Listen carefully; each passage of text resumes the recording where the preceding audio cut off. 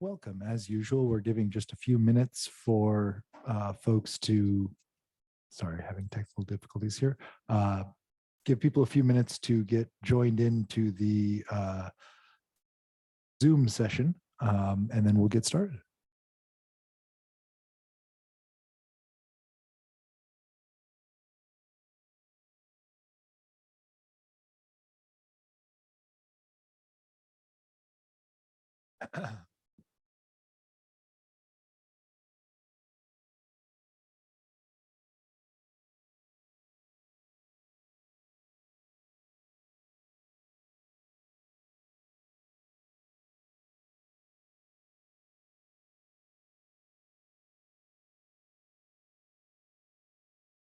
Okay, we've got a couple of folks on the Zoom. Before we officially open this meeting, I'm going to take the opportunity to begin our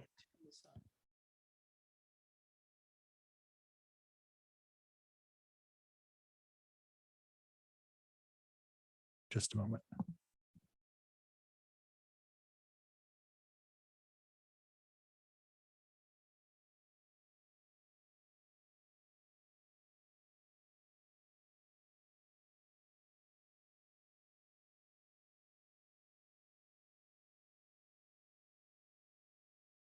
So before we gavel this meeting to order, we're going to take a few moments to appreciate the 2 years of service that Audrey Gamerick has given this district and this board as a student representative.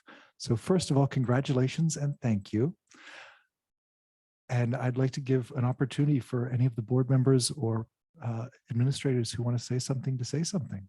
That includes student representatives if they would like to. If I could just kick us off, that would be great. Audrey, you've been amazing. Come on up here. So on behalf of the district, not only do you get your trusty nameplate to take with you wherever you go, we have a gift for you that hopefully you will display proudly. And we'd love it if you would open that and show the board what they've provided to you, as well as the cake that we get to enjoy that has your picture all over it. It's pretty cool cake. That's pretty cool.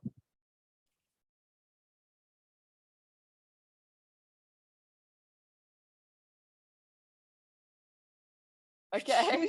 That's personal. I'll read like a birthday party.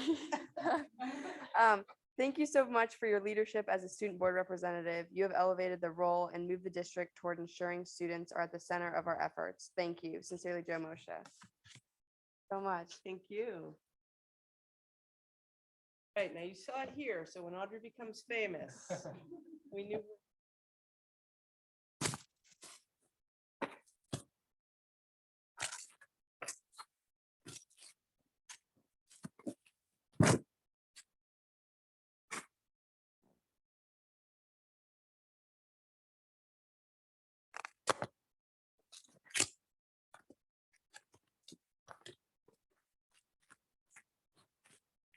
Oh, no way.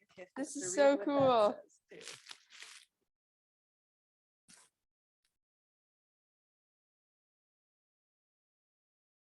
So much. Audrey Gamerick, bold commitment, eloquent opinions, and dedicated service, making a difference. Southerby School Board thanks you. Well, thank you so much. I'm okay.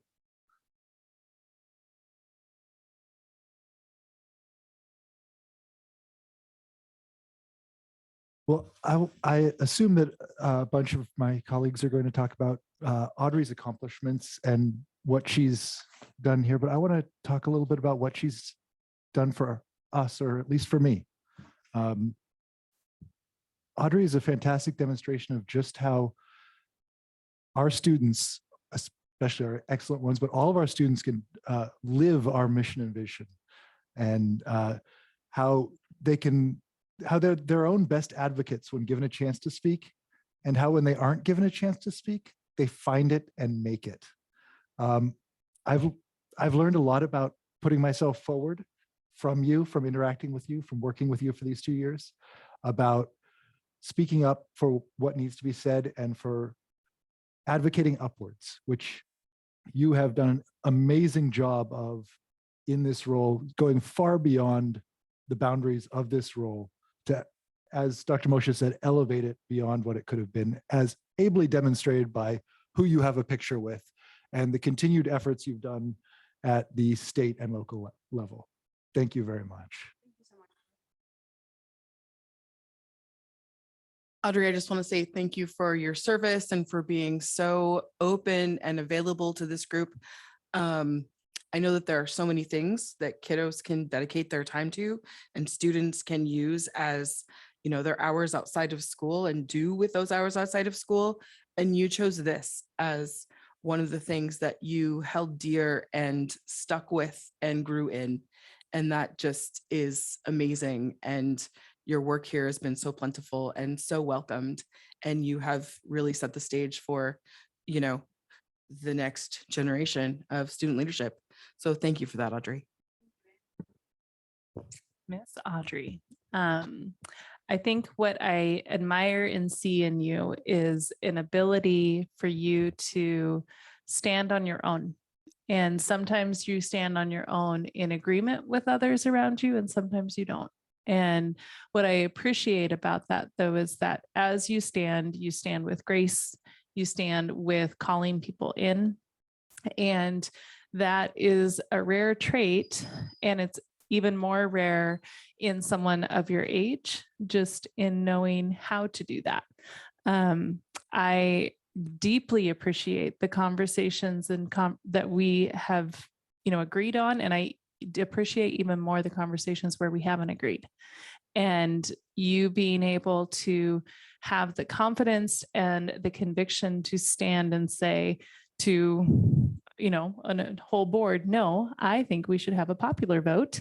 And, you know, like, I disagree with these decisions. And the way that you have been able to articulate that really stands out to me as your greatest strength. And I cannot wait to see how that continues to grow and develop and where that leads you down the path in your future.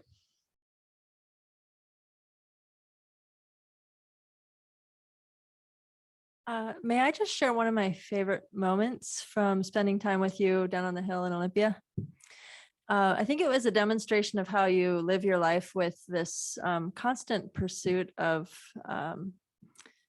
excellence and better self-realization, better expression of your power and values. But you came into a meeting with a senator and you had spent the whole night cramming and getting ready and memorizing all the talking points that all the grown-ups in the sessions the day before had told you had to memorize. And you went in and you shared those talking points and it sounded great, but it landed like a list of memorized talking points, and which was exactly what you had been asked to prepare by the WASDA folks who had prepped us all.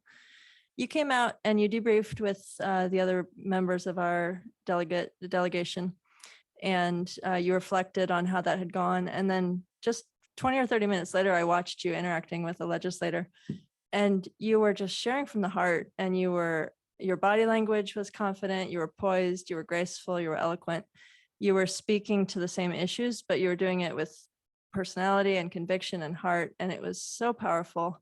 And I think it really conveyed the importance of why we were there, what we needed, and how that legislator could act on behalf of students like those here in our district and beyond.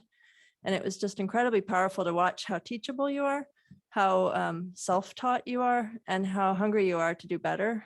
And I just think it's extraordinary. Thank you so much for all that you do. That was a great time in Olympia and being able.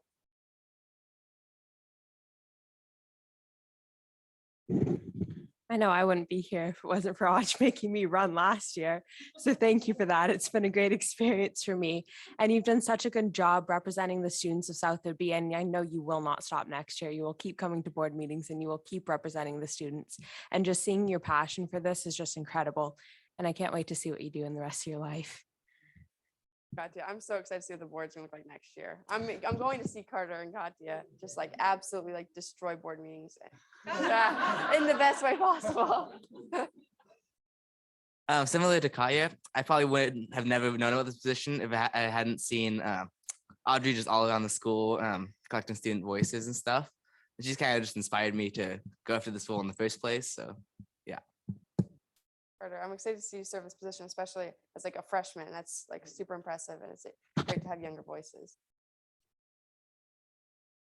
Hard to add to all the great things that others have said, but you just really demonstrated and continue to demonstrate leadership. And it's just something the world needs right now, from people of all ages. And I'm really glad for the ASB that they're going to get your leadership, and don't be a stranger here.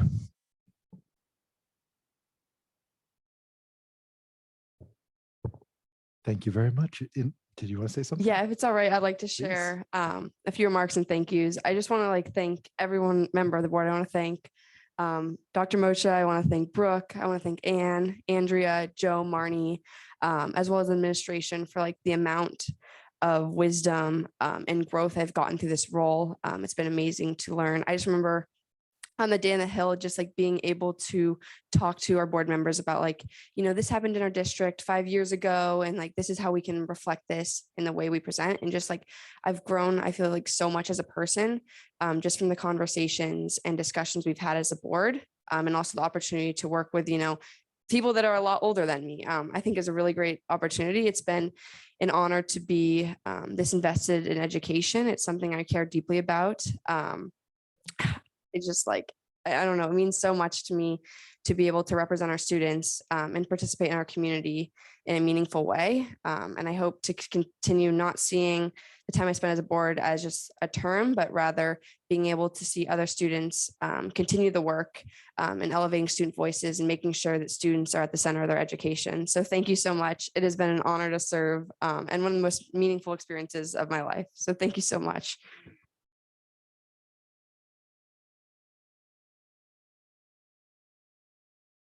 And now cake.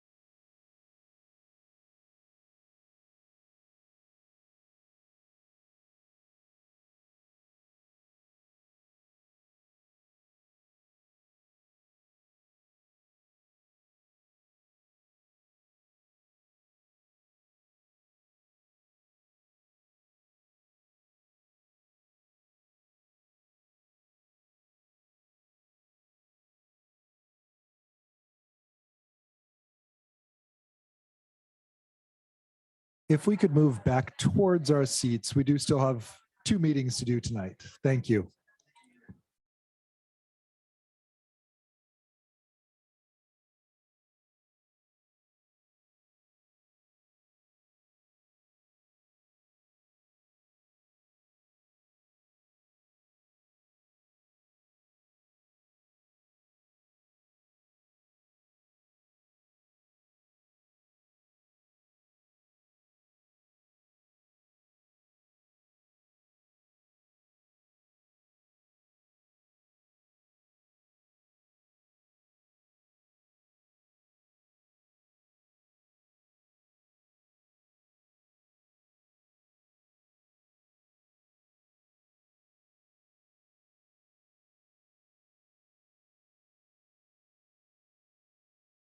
We're going to call this meeting back to order in about 2 minutes, please. About 2 minutes. Thank you.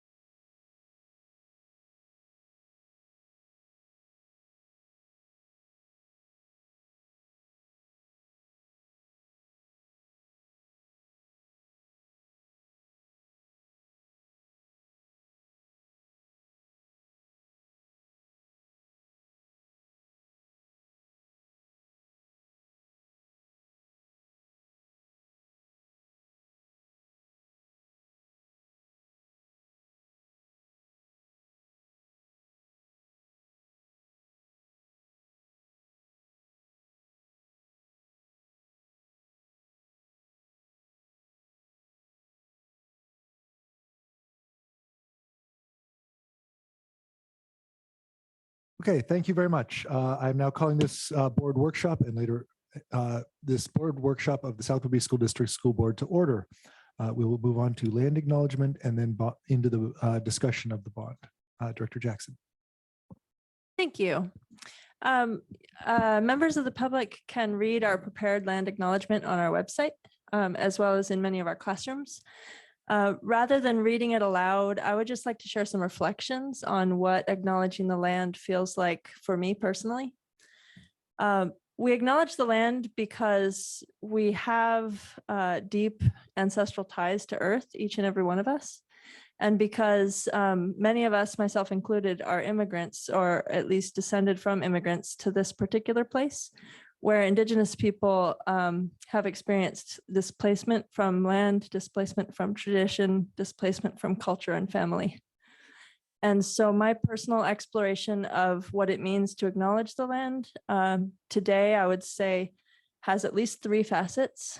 One of those facets is learning about my own Indigenous heritage, which in my case is largely from the land that is the Scottish Highlands, and to some degree, England and Wales. And so in order to do that exploration, I'm learning about the cultural traditions, songs, and oral storytelling traditions of my original ancestral people. I'm also learning about the cultural traditions of this place, of the traditions of the Coast Salish, Stillaguamish, Snohomish, Suquamish, Lower Skagit, and the traditions of the tribes collectively affiliated with the Tulalip tribes. Learning about these traditions also roots me more deeply here where I make my home, and teaches me about the plants and the animals and the life forms within and beyond human communities for whom this is home. And then thirdly, acknowledging the land for me means being a steward of place, learning to tend my garden, learning to tend my community, learning to tend my relationships with care and reverence and reciprocity. So these are my reflections today on what land acknowledgement means for me. And I hope that you may take some time to reflect on whether some of these explorations have room in your life. Thank you. Thank you very much. As always, I appreciate that it's not just a rote recitation that's really lends weight and value. Thank you. We will move on to our discussion of the bond in this workshop format. As a reminder, since we are in a workshop format, we will be taking comments, questions, discussion from members of the community and from the board and from the administration team as it comes, as long as it is on the item on the agenda. So as long as it pertains to the bond. If you are on Zoom and you have a comment, please use the Q&A function first to put your name and location, just so we know you have a comment incoming, and then start typing it up and put it in. I'll be happy to read it, or I'll absolutely read it into the record and to those here in person. If you are in person, please just raise your hand if you want to say something, or if it's quiet, chime in.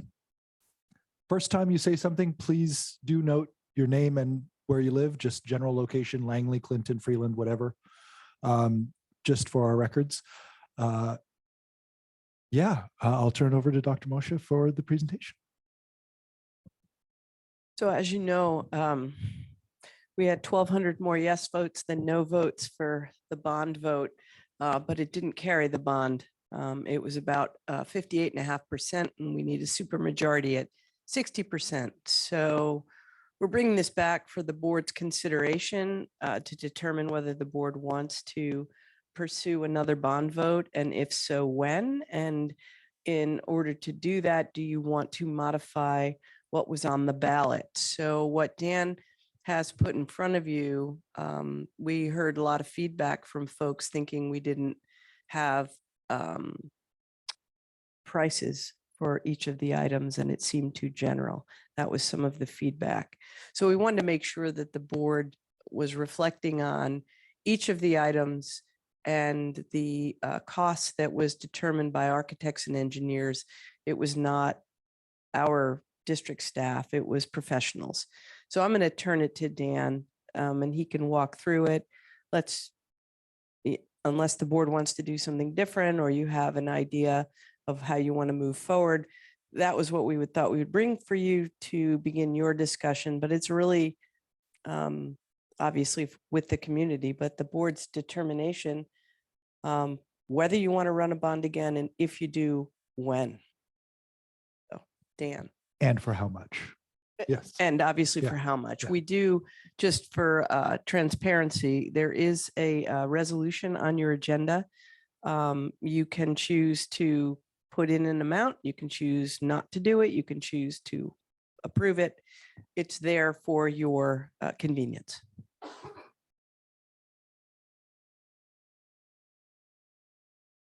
So a little bit on the background of the process, we had a bond committee who went through all the facilities and identified, with the help of staff and anybody that was interested in feedback, a list of projects that we potentially would look at in this bond process. And then over the course of about a year, we prioritize those. We have a priority 1, priority 2 on this list, and then threw some things out that we thought we wouldn't do, or things that we could do with the levy, that type of thing. Once we got to that point, we then hired Integris Architecture to help us with the actual project. What does it look like? What's the cost? How do we come up with the concept, those type things? And this is what this is. It's basically it's that secondary campus for the first one. It's a new fence and gate. We talked about it being ornamental, 8 feet tall, where it goes, all those type things. That's a question, next step part of it. And then if there's a size impact to it and a cost per square foot, and then the ROM, which is a rough order of magnitude type costing. So it's basically based upon similar procedures, professional estimators that do this work in this type of field, that type of thing. So it's a general cost, not an exact cost. And so we priced each one of those items that we prioritized in there, and things like siding was based upon square footage. So they measured the size of the building and determined a price per square foot based upon industry standards for that to come up with a cost on those type things. Same thing with roofing, providing the canopy, windows. It's all based on size that we have in our buildings and the cost per square foot type thing, or the cost per unit, or whatever it might be. And if you want, I can go through all the items in there, or we can, I don't know how much you want to do with that part of it. I at least would love to scroll through it once just to take Perfect. a look at it, because I haven't seen the breakdown yet. And Okay. I'm very interested in that. So It starts at the secondary campus, which is a middle school, high school combination. For security reasons, we wanted a new fence and gate in the back part of the school, new siding, roofing, canopies for both the elementary or middle school and the high school entrances to differentiate and give an identity to those, replacing windows and window coverings in the buildings, remodeling restrooms and locker rooms, updating them, make them ADA compliant if they're not, that type of thing. Also plumbing and piping in the restrooms as we're doing those, replacing fixtures, et cetera. Paint the gymnasium is on this list. Just going on.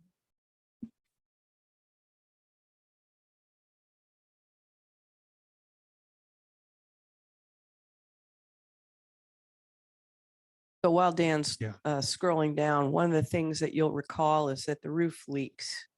This is a roof that has gone past its useful life. And so there's a variety of areas, including that gymnasium, that need to be painted, repaired and painted because of the roof leaks that have been repaired over time. So again, this is, that's the reason the roof is so important, is because it's the integrity of the building is at stake. And most of the roof is the original roof that was put on in 95. So it has, been almost 30 years for that roof. And it's just a large space that needs a lot of work. It also has a lot of roof vent heaters, air conditioners sitting on top. So there's that piece of it. And there's different variations of what we can do with that as we get into the projects of what that actually looks like.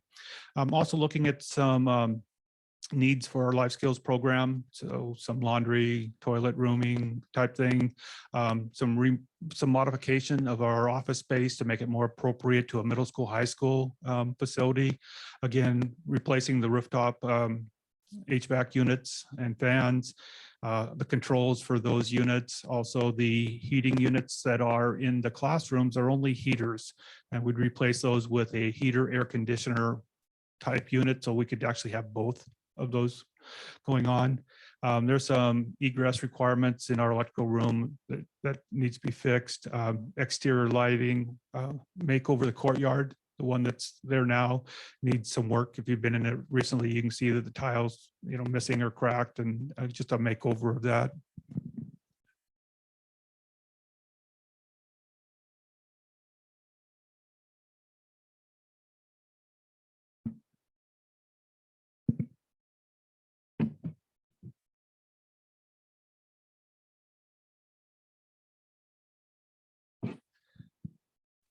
Also looking at replace the storage buildings we have at the high school. The ones we have there are really in sad shape, so it'd be good to replace those. And then work to the stadium and the field, replacing the grass with a turf field, rebuilding the press box, re-roofing the stadium, and also redoing the track. As long as we're doing the football field, we also need to do some work to the track. It has holes that are settling in it in different places, and there's some things. So just a complete retrofit of that whole facility there. And then repaving parking lots, the student parking lot, the parent parking lot, the bus parking lot, all those. The asphalt's crumbling. It's, again, been almost 30 years since we've done anything like that. And, redoing the landscaping in the parking lot, maybe more minimalistic so that there isn't as much maintenance to some of the things we have in the parking lot.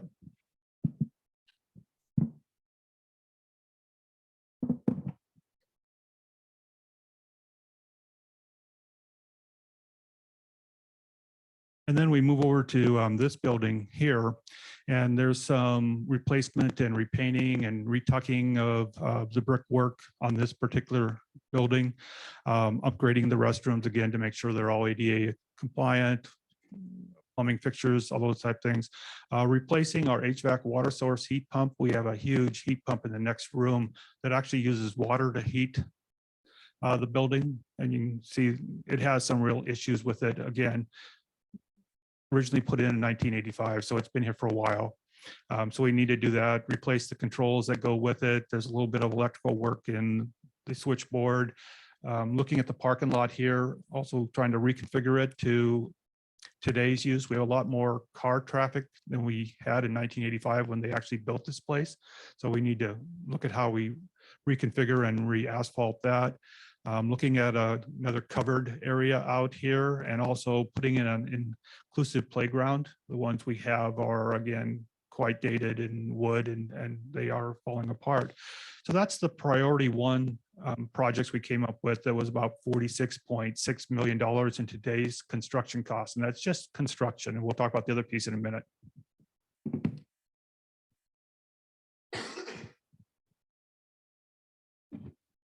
And then we had some priority two things. Flooring at the secondary campus and the hallways, common areas, replacing those with a newer material. Doing some work to upgrade the elevators. They're a little spotty at times. And then there's the HVAC collection system in the shops in the back, fire alarm systems, an inclusive outdoor area in the back of that for our middle school kids who spend a lot of time out there during the day. Could also be used by after school activities. And then some additional things to the grandstand. The bathrooms that are underneath really need work. Some lighting on the stadium field. And then in this building, looking at replacing some of the windows in here, the window coverings, resilient flooring. So the type that you have to wax.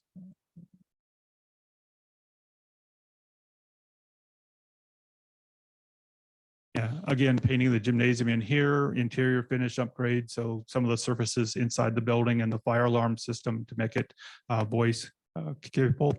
And that's another about $5 million. So that comes about $51.7 million in actual construction costs. And you realize that we asked for 80 million, and I'll show you why there's a difference.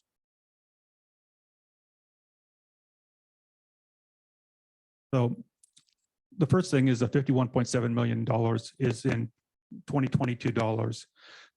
They also have told us that because we live here on an island, that it's going to cost us 10% more because of the ferry, that if they're shipping things, people are coming. And I found out with the construction projects we have, every time we call somebody to repair our fire alarm system, they come out of Bellingham and it's 4 hours of travel time just to get here before they actually do anything, 2 hours each way. So we factored in 10% for that additional cost. And then there's inflation. Even if we get this passed in the next 9 months, we're not going to get most of these projects done or finished for another 2 to 3 years. So we have to understand that everything's going to cost more in 2024, 2025, 2026 than it does today.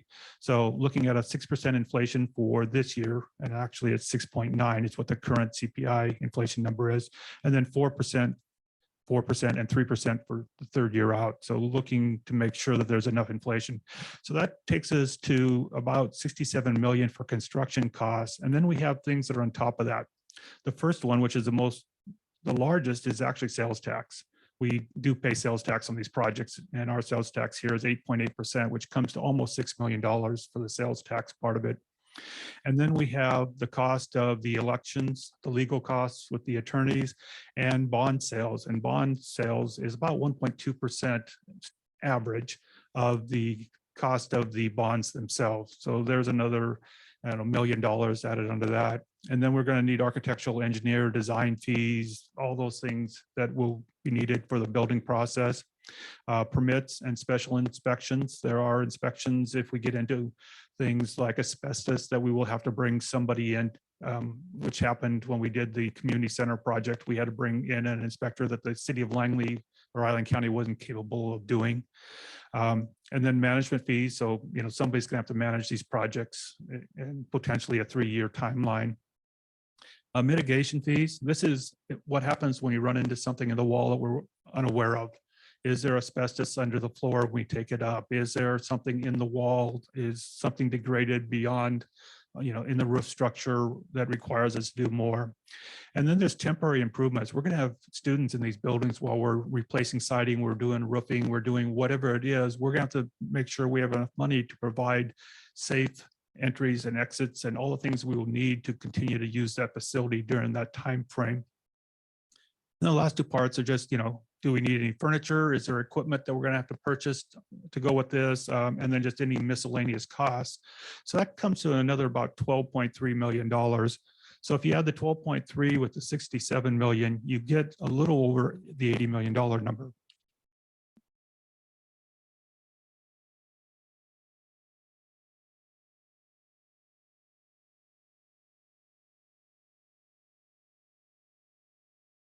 Well, it just disappeared. Oh, but no. Anyways, if you add those together, it's a little over $80 million. And that's how we came up with that $80 million amount for the request for the previous bond. Thank you very much. I really appreciate that additional detail. Seeing it laid out so starkly like that really helps see exactly where the money is going, which is, just as you were mentioning, Dr. Moshe, one of the biggest concerns or complaints that I heard during the first bond process. So I have a couple of quick questions. One is there a contingency built into these numbers in the case of cost overruns beyond the, I mean, what if, for instance, material prices skyrocket like they did during the pandemic? Is there a little wiggle room for something like that? And that's where we build in those inflation numbers, where we're anticipating that over the period of, the 4 years, you're looking at about a 17% inflation. So there's that contingency for additional costs. So Sure. that's really where it's built into. That's also why we did priority 1, priority 2. Got it. Okay, I do appreciate that distinction. Thank you. And then, as a homeowner and not a person familiar with institutional scale projects beyond a $4.5 million capital improvement project with a former employer, I'm still dealing with the sticker shock of just how big these numbers are. And I probably sound like a broken record, but can you just restate why these numbers look so big compared to something like household level infrastructure improvements? Yes. When you think about this, this is commercial construction, basically. You're going to have 1,000 kids in a building every day, 10 hours a day, 180 days a year. So the wear and tear you have is going to be much greater than you would have in your home. And an example would be, we replaced a 50-gallon hot water heater that has requirements for certain electrical testing that they do that you could probably buy at Lowe's for $1,000, but because it's commercial, it's $15,000. So the cost of things in the commercial world are much higher than they are on the residential world. The other part is the wages. Is as a public agency, we are required to pay prevailing wage, whatever that wage is for that craft in the state of Washington, which increases the cost of the project dramatically because we have to guarantee that every subcontractor on every job is being paid that particular wage. So it's not that we can go out and, negotiate with Bob the builder to build it at a lower price. We're going to have to build it to these standards based on these state regulations. And, we're locked into those type things. So, the numbers that they use here are numbers that are industry standards for school buildings in the state of Washington, because these are architects and companies that I'm aware of that actually do schools around us and have done schools that I'm aware of. So it's all part of that process. It's really just because we're a public agency using public dollars, and we have to maintain, the certain criteria that deal with the RCWs and WACs that go around public buildings. Got it. That's very helpful. It was also helpful for me when a voter mentioned to me a few months ago that this isn't just about providing upgraded buildings for 1,000 students. It's about providing upgraded buildings for 1,000 students this year and the next year and the next and the next for 20 plus years. And when I think about the number of students who have actually sat in the buildings that we have today, it feels like the cost definitely gets distributed in a way that makes it a better value than it looks at face value. Yeah, if you think about it, our last bond was in 1995. So that was 28 years ago. And, that building that we built in 1995 has been used by 30,000, 40,000 kids during that time, Including yours truly. Yeah. And a lot of our children. Yeah. So, it's an investment in our community, and it's an investment in our youth. Well, and I'll go beyond that because our athletic facilities are used by Parks and Recs to some degree. And so, for instance, the field, if there's a turf field, that'll be available when it's not being used by students for members of the community to use as well, through Parks and Recs in particular.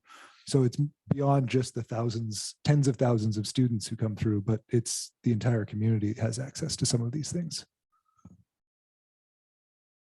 Also, with it being for students, it's not only about safety, but also a sense of like belonging and wanting to come to school and having a place where you're not cold in classes and it's dull and dark. It's somewhere where you can really thrive and want to learn and enjoy just being in the building and being around these people. And as the student reps and other students have mentioned, that when opposing teams step off the bus, you want them to go, ooh, not ooh. So very different intonation there that really plays into how you feel about where you're at. Apologies if you already mentioned this. What was the criteria by which the projects were grouped into priority 1 and 2? There were several priorities. First, we looked at, if we go back to that bond presentation, there was things, was it safety or was it wayfinding or whatever category it was. A lot of the prioritization really came to things like, okay, the roof's leaking. Certainly a priority 1. We need to do that. Our heating systems are failing. We need to replace those. So it really started out as what are the essentials that we really need and what are those projects that are going to have the greatest effect on our students. And having a safe, warm, or cool environment that is, secure, that they don't have to worry about outside forces, just all those things. So we really looked at a lot of that type of prioritization. We got down to the bottom one, and those were things that we really need to do, but we can work on those some other way if we had to. They were projects that were a little smaller, that if we had to do it with a levy over time, we could do some of those projects. They weren't the really large projects. We're talking about replacing the roofing system at the middle school or the high school, middle school. We can't do that as a levy. If it's anything over $2 million, you're not going to do it with a levy. We need to do it with a bond. Otherwise, we're going to do it over a multi-year, and we can't do those projects in pieces. The siding alone, set up scaffolding was $1 million. So we're not going to do pieces of the building. We're only going to scaffold that building one time in order to get it done, which requires us to have a large amount of money to have it done at one time. So that was kind of our prioritization is, 1, what has to be in a bond? We can't do it any other way. And 2 is, how does it have the greatest effect on students, school district, community, appearance of the building, safety, et cetera. Would it be possible to scroll down just 2 or 3 more lines to see if there's sum of the total construction cost plus additional costs? Thank you. This is my point to note where if community members who are present or on Zoom want to comment or ask questions, now's your opportunity. I'm very happy to see that we've got, I don't know, a dozen people here in the room and 4 on the Zoom call. So.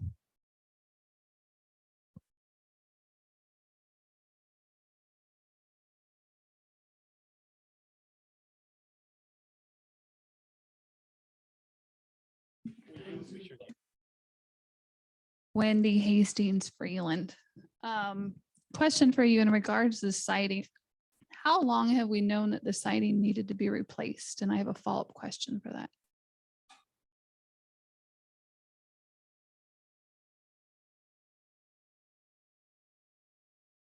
Personally, I'm more aware of it for maybe the last 3 or 4 years that it was having issues. Anyone else here remember it being an issue more than 3 or 4 years? I mean, I graduated in '97. Marnie, do you remember how long ago? I remember it being pretty new in '97. That's when I graduated too. I don't remember a siding issue from my childhood. Oh, no, I didn't mean in '97, but you've been around since '97. So I thought maybe you would. Yeah, the discussion of the siding has certainly been on my radar since I joined the school board, which was in December of 2020. Follow-up question in regards to projects like that. I remember at the last meeting, you said there was a fund that we can put money aside for larger projects. Is that something we can do at this point, since the bond did not pass, that we can put money aside to save up for larger projects, like you said, that you can't just do in one? Yes, that's the capital projects fund is where we have a levy and we get about $1 million a year that we use on those things. But if you're talking about a $5 million project, you're gonna have to save for 5 years to get to that point. Two things. One is you're not gonna be able to do anything else in the meantime. And the other thing is with the cost escalation, now you're gonna need $6 million. You're never gonna quite catch it. I think that what's gonna happen is all the other projects that are being done with that levy are not gonna be able to be done. And unfortunately, and I hate to say this, but the state of Washington does not fund any money for the maintenance of buildings for school districts. They expect that that is the school district's responsibility, the community responsibility to do that through the use of levies and bonds. So if we're using our levy for one big project that we do every 5, 6, 7 years, we're going to continue to fall behind in that area. I guess my concern is a taxpayer, that's a pretty long list. And my concern is a lot of it could be from deferred maintenance, not to say that, you know, everyone's doing everything wrong. But when as a homeowner, if I know I need to do a roof in a few years, I'll start put money aside and I'll maintain the roof in the meantime. So I guess my frustration is when this thing came out is a lot of those item numbers look to me like just the result of deferred maintenance. And I don't know about you, but to hand someone more money after deferred maintenance, from my point of view, it is a little daunting. I would respectfully respond to that a roof that is 28 years old and needs to be replaced is not deferred maintenance. Everything has a life cycle in construction. And if you can get 28, 30 years out of a roof, that's a very reasonable amount of time. The siding, if I'm going to be honest, was a poor choice for this environment when they put it on that building. It's a soft material, kids throw balls, dents it, it delaminates from the building. There's some structural issues that have nothing to do with maintenance. Maintenance isn't going to save that thing from delaminating from the structure that's underneath it. It was just, and this is my personal opinion, an inappropriate material to put on a school building in the Pacific Northwest. So I don't think it's a lack of deferred maintenance so much as that there's a life cycle for most of these products. And again, haven't had a bond with any major construction in 28 years. And that's really what it is. We could not save enough money to put a roof on that facility without fundamentally harming our educational program. That's a lot of money to take out of a budget our size. I guess my concern, I don't expect you to put $1 million aside every year, but it would have been, for me as a taxpayer and a homeowner who maintains a house, it would have been really nice to hear, okay, if this bond doesn't pass, we have saved an amount of money to be able to do A or B, whereas now it just feels like your hands are out and we have nothing. To me, it just doesn't show a track record of pre-planning and saving and preparation for things that we've known about for quite a few years. If I may, I think this is one of those differences between homeowner and public organization again. Homeowners can set some money aside, so can public organizations, but if we're putting money aside and not doing that maintenance, that's going to cause more problems because money for capital improvements has to come out of capital improvements mostly, or it's coming out of teacher pay or materials. Bonds are how major maintenance and upgrades and replacements and repairs are done on schools. That's how it's set up in Washington State. It's very, very difficult. And that's why there's a lawsuit going into the Supreme Court right now about how bonds are passed and how the state doesn't fund maintenance or building upkeep and repairs and replacements, because it is fundamentally different from how a homeowner works, because they're giving us money that they expect us to spend on educating these students. And they've provided a way for us to get money to do replacements and repairs and upgrades, major things, and it's the bond. It's a fundamental difference between private and public organizations. I think we need to keep in mind there's a different budget that goes towards education. And the one I was specifically asking about was for improvements to buildings. Yeah. Yes, And thank you. The roof on this building was replaced using the capital projects fund. The roof on the other building had replaced using the capital projects fund. The smaller buildings we can do, Mhm. we replaced heat pumps in this facility. We replaced heaters in other facilities. It's the huge, big projects are the ones that are the difficulty with a levy. Because yes, we certainly are using that levy to replace things that we can. But it's just those major projects such as the roof and the siding, at that building. Thank you. I have a comment from Zoom. Marnie Zimmerman Langley. I hope you're intending to do a more aggressive community outreach and education campaign the next time you put the bond on the ballot. In my experience, most residents were not even aware of the school bond until they received the ballot in the mail. That's certainly a concern and something that has been brought up. The school district cannot campaign for the bond, but there are private citizens in the community who can and who did before and who I know have been talking about how to do it when and if it comes up again. And I do believe that the school district, that we can do a better job of getting information out there to people as well. This is the information about this topic rather than this is why you should vote for this topic, which is legally allowable. And for folks who are interested, I believe it was Puyallup was cited by the Public Disclosure Commission for being too aggressive in their district's promotion of just vote. They were cited because they were more, they used their public outreach more for the bond than they did in general. And I know Christy is our communications person and the attorney that is working with us on the bond. They're very careful. Christy puts stuff out all the time on everything, so that I'd be hard pressed to think the bond had any more. But it's indicative of the pressure on public entities when they put something out to the voters. You can say vote, you can describe what you're asking for, but you cannot promote it. So for example, if the district wanted to pay for putting a postcard out, that was something that was suggested, put a postcard out to the community saying, here's the information on the bond. That would be beyond what we normally do to put anything out into the community. I mean, we put stuff out to the community on Facebook and on Instagram and, on our website, but we don't routinely send out a mailer. So that would be looked at as excessive. So we just have to be really cognizant of the fact that we are a public entity, and as a public entity, there's a limit to what we can do. A private group, supporters of the bond for South Whidbey or whatever a group may call itself, can do anything. And members of our employees can certainly do that on their private time.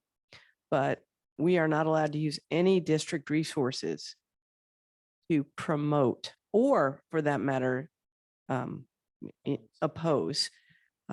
So I just want to caution us when we look forward if the board chooses to put a bond out again.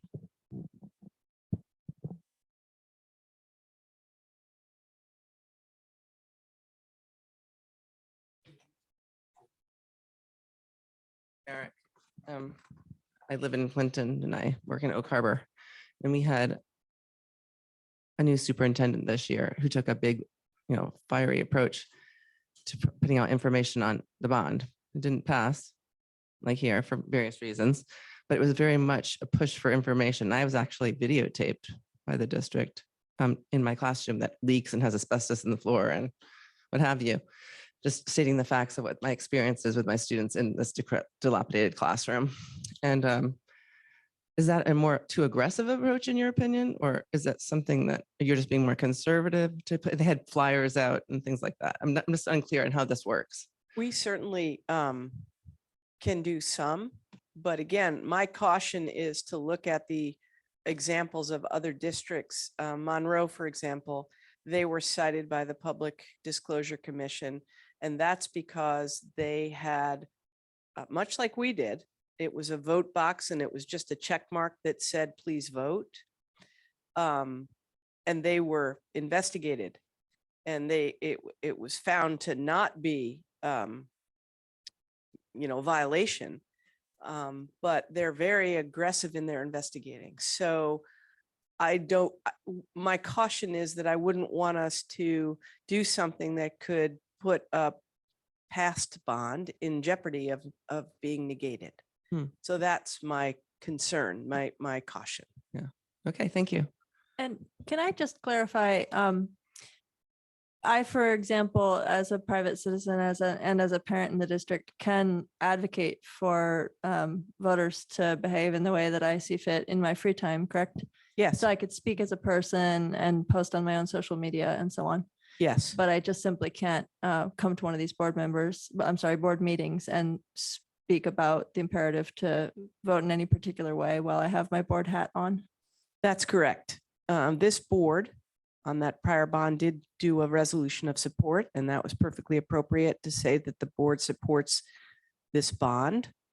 And as a private citizen, any one of us, whether employed by the district or not, can say what we choose. It's like any other political, you can come in to school wearing a political button of your choice unless it disrupts the educational environment, right? So we just have to be cognizant of those rules, but absolutely, Marnie, you're absolutely right. If you are a private citizen, you can go out and campaign for something that's important to you in any way you see fit, as long as you do not use a district resource.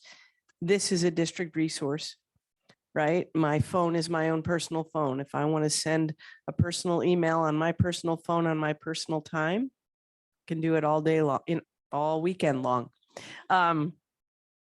So it's being aware of that. And we ask people to err on the side of caution so that we don't get ourselves into trouble. That's all.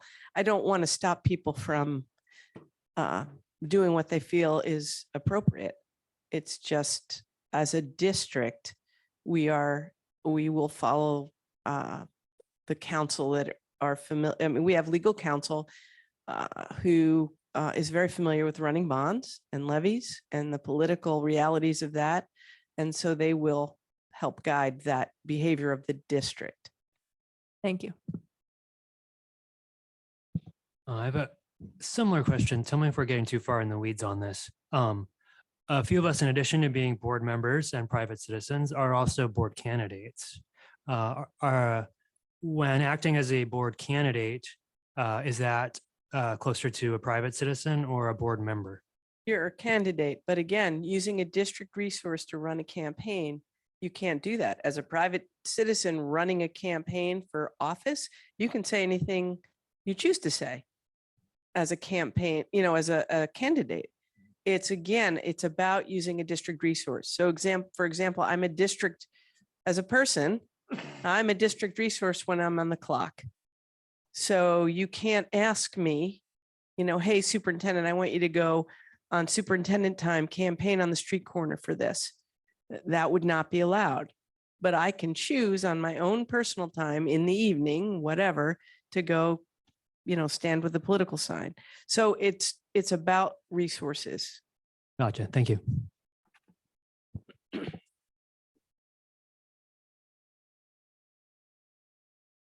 Hi, Mark Gamerick, Clinton. First, I have a question. Like on this previous bond, what percentage of the electorate was voted? Right about 50%, within a few decimal places of 50%. Okay. There were 7,500 votes cast out of 1,400 plus.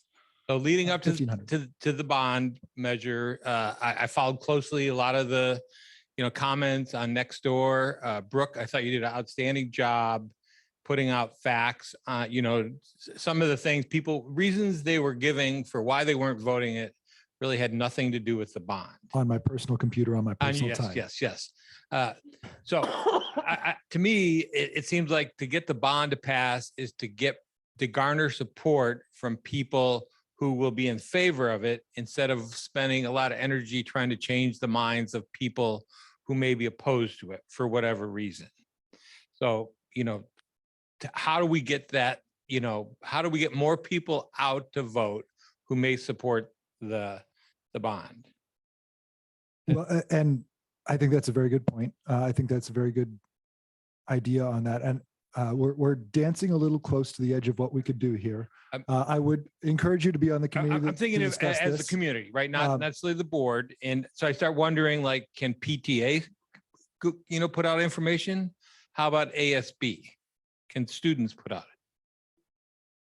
No, Not no. ASB. Not, And okay. not PTA. PTA is under its own guidelines, so you'd have to talk to PTA, but they are also governed by non-political. They have to be non-political. So again, I think I would caution again that we are far afield from this conversation. There are people out in the community, and on my personal time, Mark, on my personal email, I'd be happy to let you know who Yeah. those people are. Okay. But that is not for this venue. I'd like to bring it back to this venue and build off that comment and say that it's my personal belief that the more people we have voting, the better it will do for this bond. Because I think that this community supports the schools, supports the educational process, and supports this district. And so I think that comes into when we run this bond again.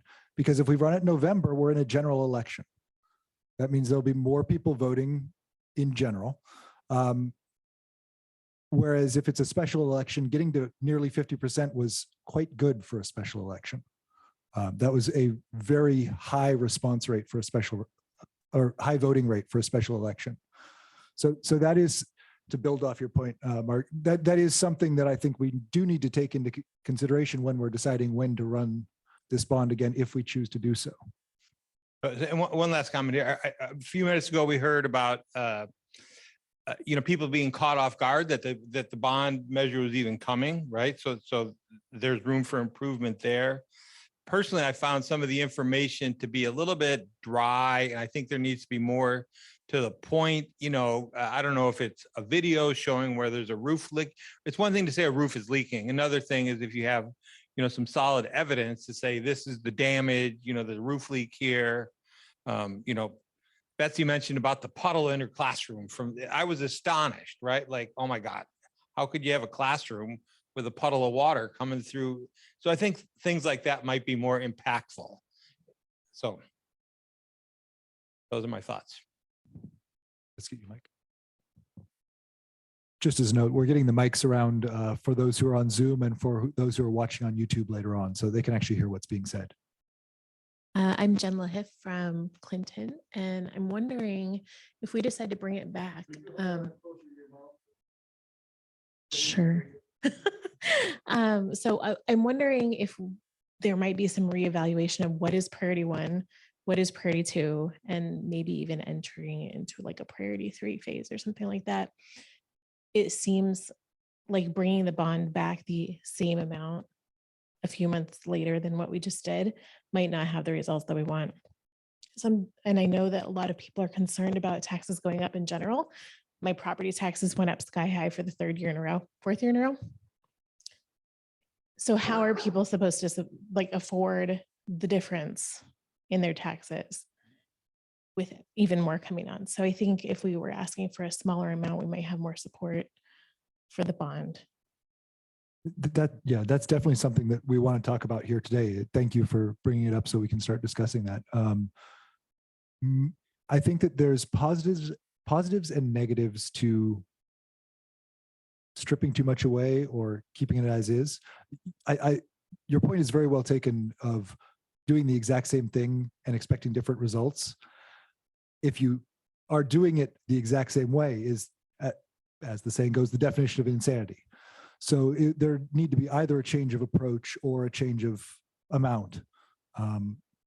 My concern is if we move too many things off the list, are we moving things that people are really fond of that cause them to vote for the bond? And I think that there's something, and I'm speaking for myself here, I'm not speaking for the board, because when they're all here, I can't do that. I think that when we had 1,201 more yes votes than no votes, and if we had flipped 129 no votes to yes votes, it would have passed. I think that there's something to be said that if we can do a better job of educating the community on what's happening and why, what we need to the point about what's happening in the schools and why we need this and why the bond is the way to do it, I think that we can turn that around. But that's something to discuss, because there is something that it is a lot of money. The one thing I will note is for a property of $500,000, which is the median in Island County, it's $1 a day. So it's still a lot of money. It could be much worse, and that's not a great message. It could be worse. So yes, it is a lot of money, and that's what we're here to discuss, is whether we should strip some things away.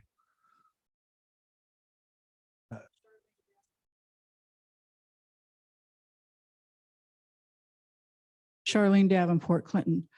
I was disappointed when the bond didn't pass. So close, so very close. And I think a lot of the ideas that are being expressed this evening are good, that the board should really take a look at. The one thing that you need to remember is that South Whidbey Island is becoming more and more of a retirement community. And the one thing that I heard when I was out holding my signs at Bayview from older folks who really didn't know exactly what was going to be in that bond,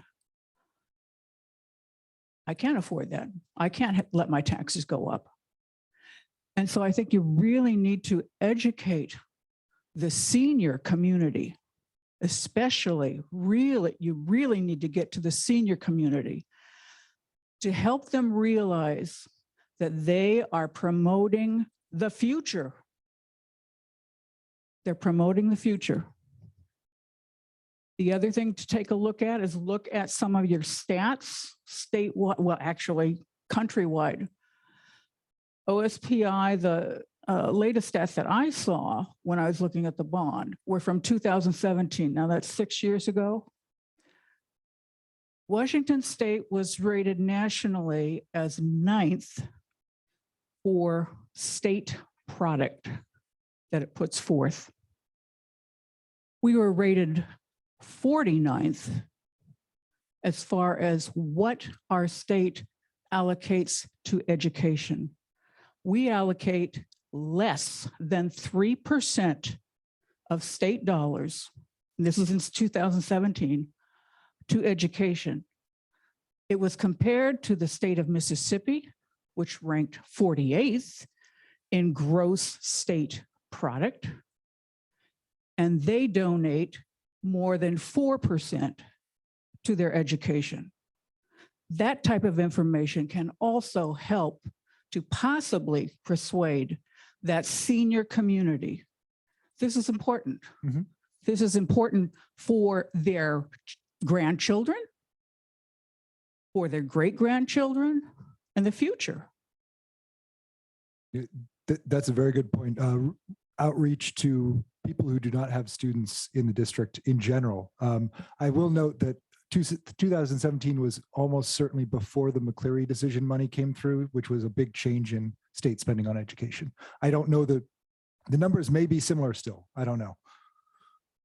I'm sorry, I want to acknowledge the previous comment and share that this is something we talked about with our legislators in Olympia this year around how our state has a tremendous amount of pride in its technological innovation, in its economic well-being, in its output, in its productivity. And if we actually expect to educate students who can be the future workforce to keep those innovations coming, we have to provide them with spaces in which they can safely and joyfully learn. Thank you.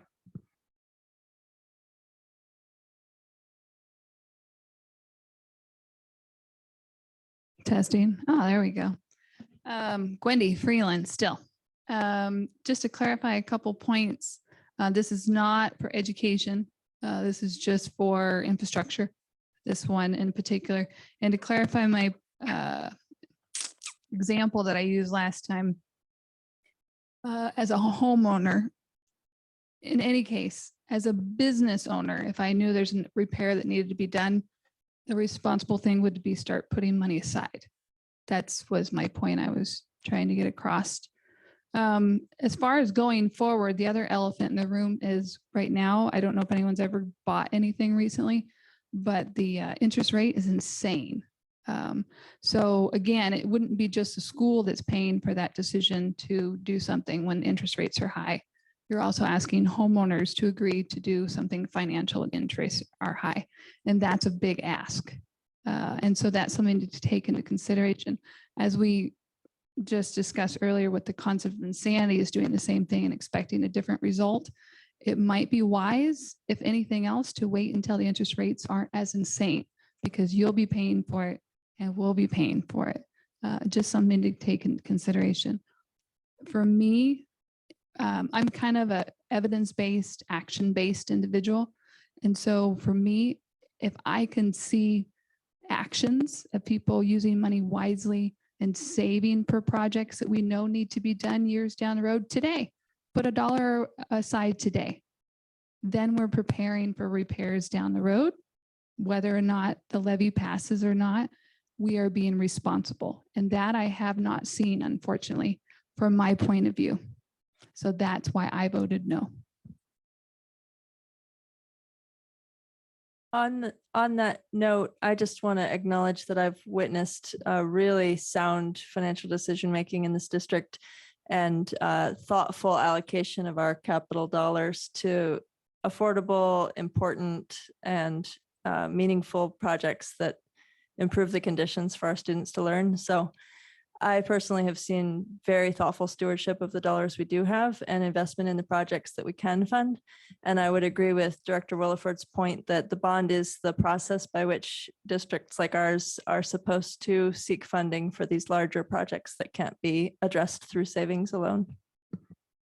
I agree. And I wonder that if the community doesn't know that as well as we do, that there is a communication gap that the board as representatives of the community needs to fill going between now and the time that any proposed future bond is on the ballot. Very good point. Thank you.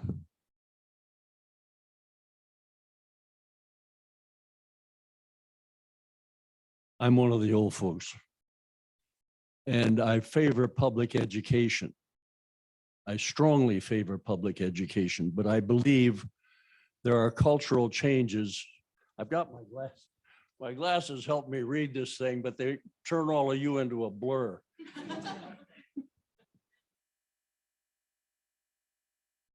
I think there's hostility about this school district in the community, and I think it's correctable.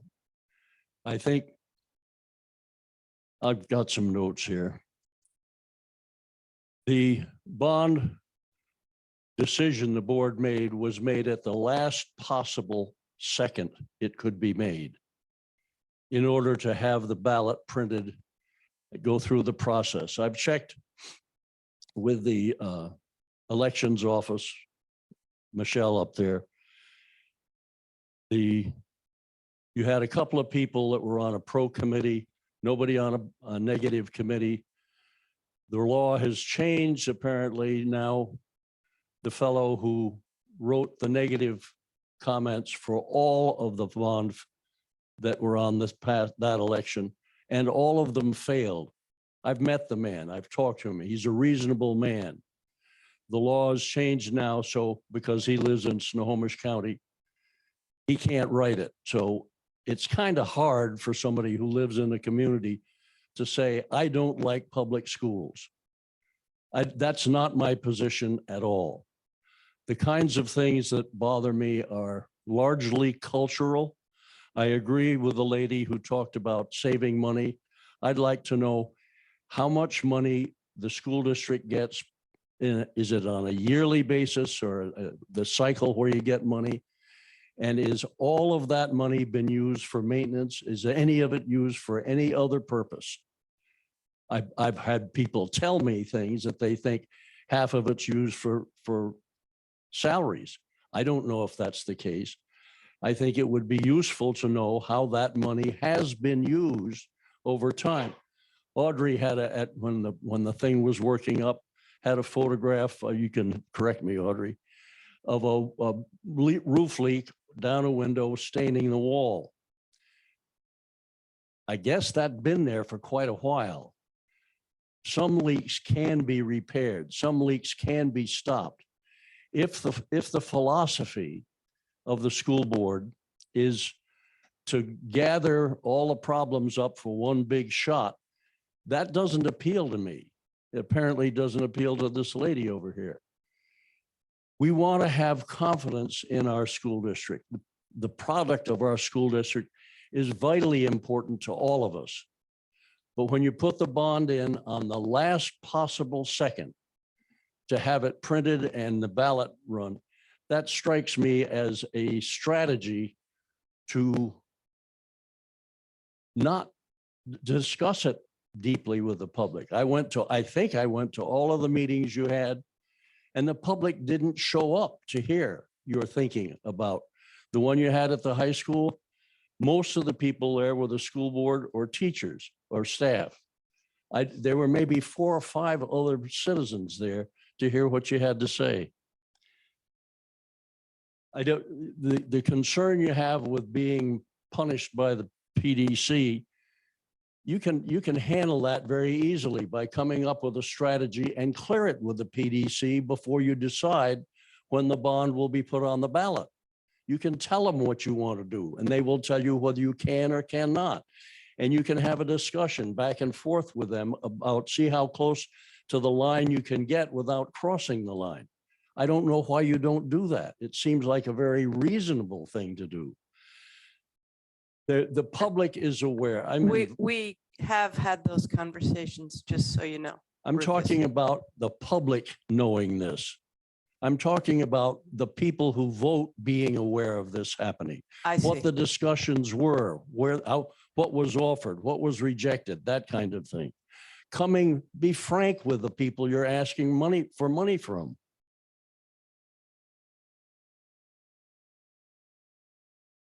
The culture issue is one that I represent because of my age and because of the things that go on. You have a banner on the high school tennis court that offends me, not because of what's on it, but because that's the only thing that's on it.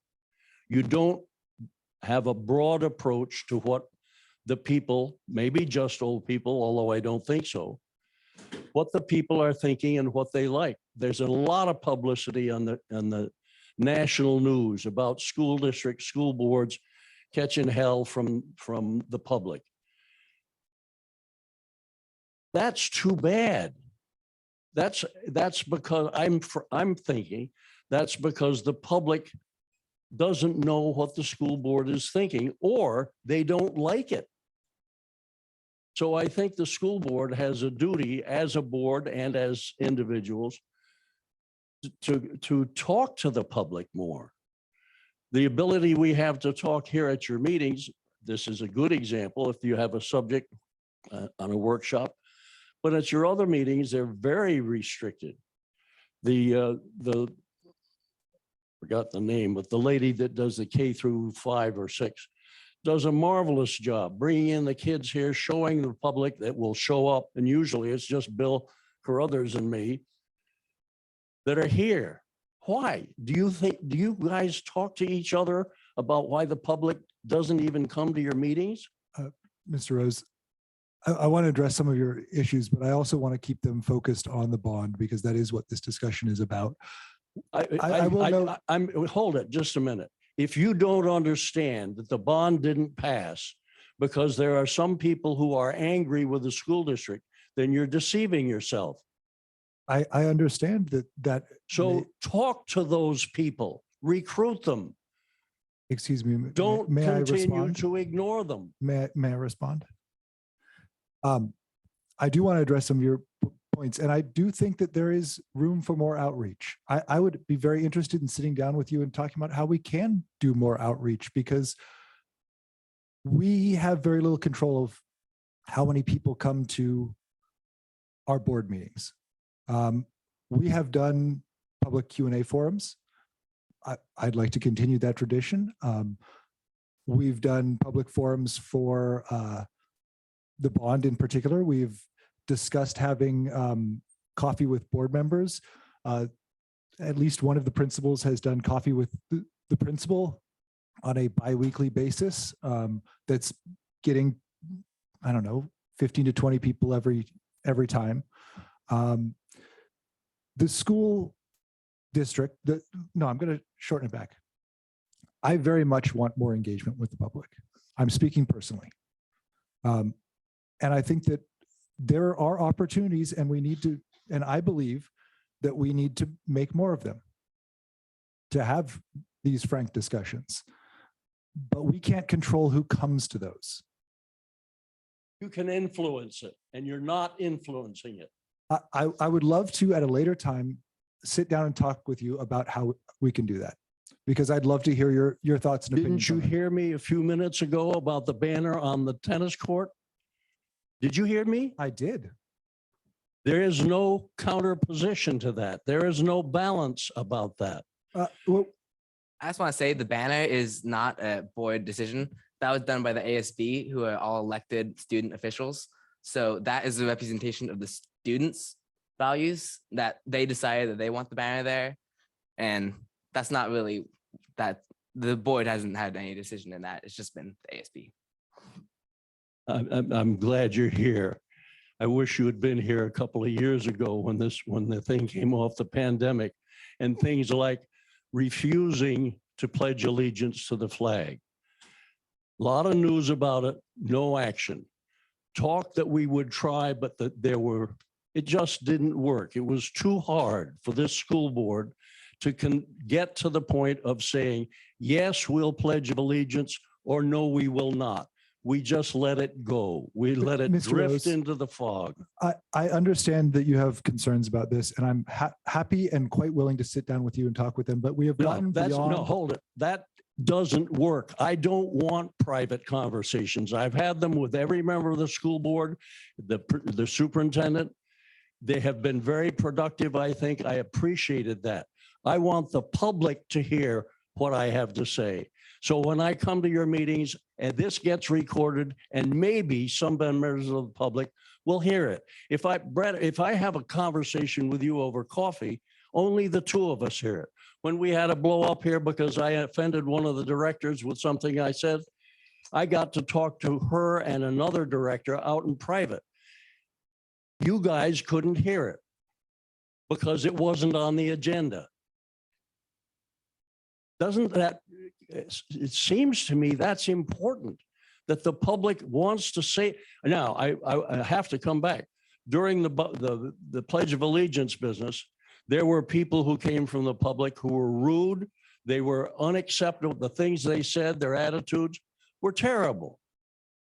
And that's not good. That's very, very bad. But those people didn't feel welcome here. They felt hostile. When you ask for something and you're either ignored or you're rudely treated, you don't like it. You don't like it as a school board. Well, neither does the public. I've got a list of things. I'll be happy. My encouragement for you tonight is to sit on this and talk it over. Have another meeting, another workshop. If you're going to vote to put this bond issue back on the ballot, put it on at the general election where the maximum number of people will be voting, not when it is kind of sneaking in.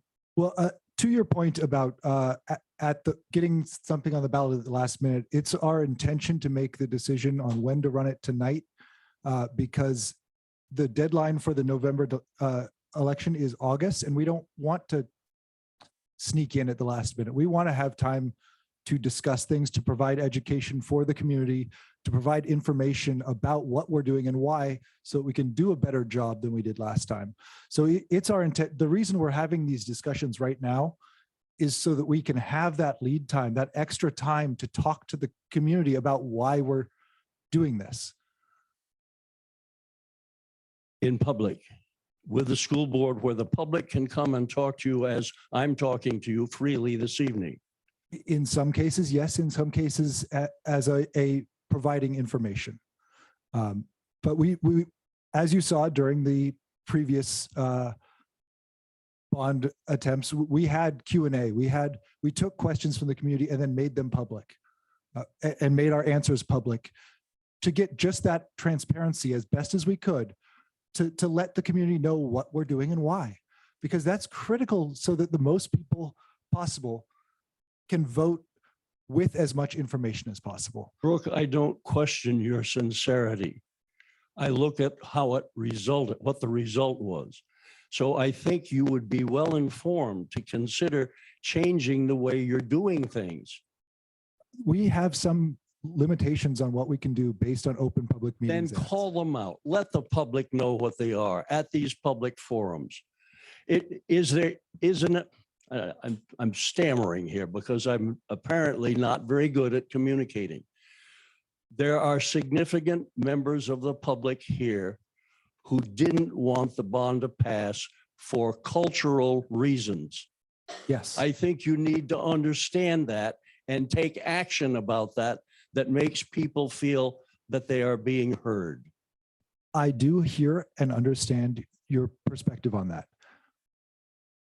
I would say that we are going to take in information from anyone who wants to share it with us. And then as people elected by this community, we're going to make decisions that we believe are in the best interests of this school district when those decisions are on us. Whether that is what people want, what a specific subsection of the community wants or not, that's not, our job is not to represent any specific subsection of the community. It's to represent the entire community by voting as we were elected to do, with our consciences, with our intelligence, with our brains, with what we have learned from the dedicated educators here on behalf of students and staff and the community that they are part of. I don't have any brook with the, and no play on words, with the staff. The teaching staff is very, very good. They're fine. They're wonderful. I think the administrative staff largely is pretty damn good. My problem is with the school board. Excellent. Thank you for sharing that. Can I mention one thing? Yeah. When people vote against the bond because they're upset at the school board or the district, it's harming. Yeah. When people are upset at the bond, it's harming the students. So when they vote against it, these are the students that are going to the school and using these facilities. We need new facilities so bad.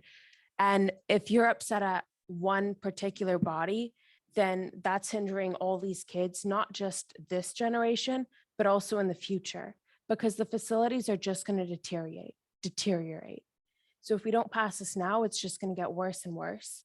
And to a point where students aren't going to want to come to school, aren't going to be able to, because they're freezing in their classrooms and can't focus on their studies.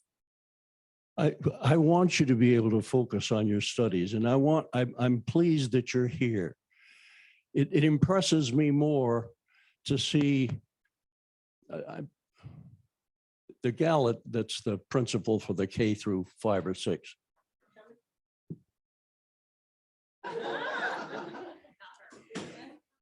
She puts on what, when I was in the Navy, we kind of called dog and pony shows. I think they're marvelous. I think I went to a dog and pony show that the school across the street put on, and it was marvelous. I haven't seen anything like that in our school district.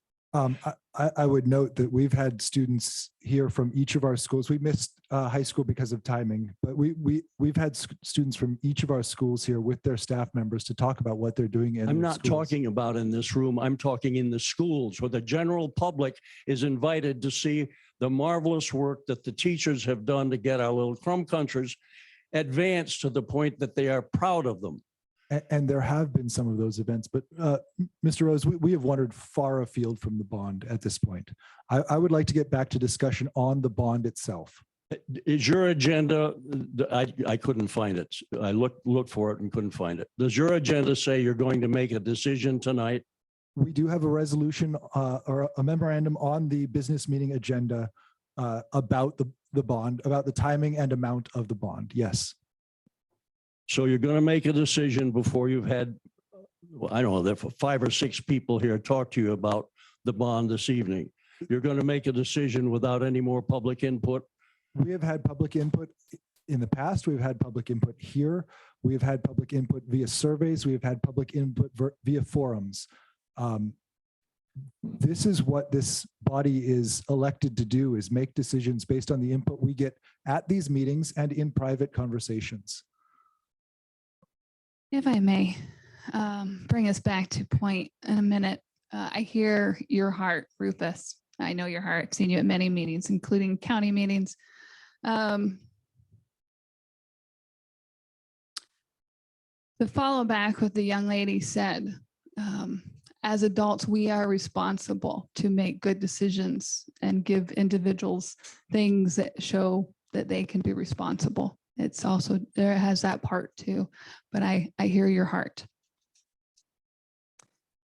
My concern, and Marnie and Brooke, you demonstrated it, and I respect both of you as individuals. I brought forth a concern. I said, this is why I did not vote. And all I got in response was why I was either incorrect or not aware or something. It's just my opinion based off of the way I see and what I've seen and what I've heard. That's all I can go on. I don't sit in that seat. I don't know the behind the scenes stuff, but as someone who votes, what I have seen is I walk through the buildings, a lot of deferred maintenance.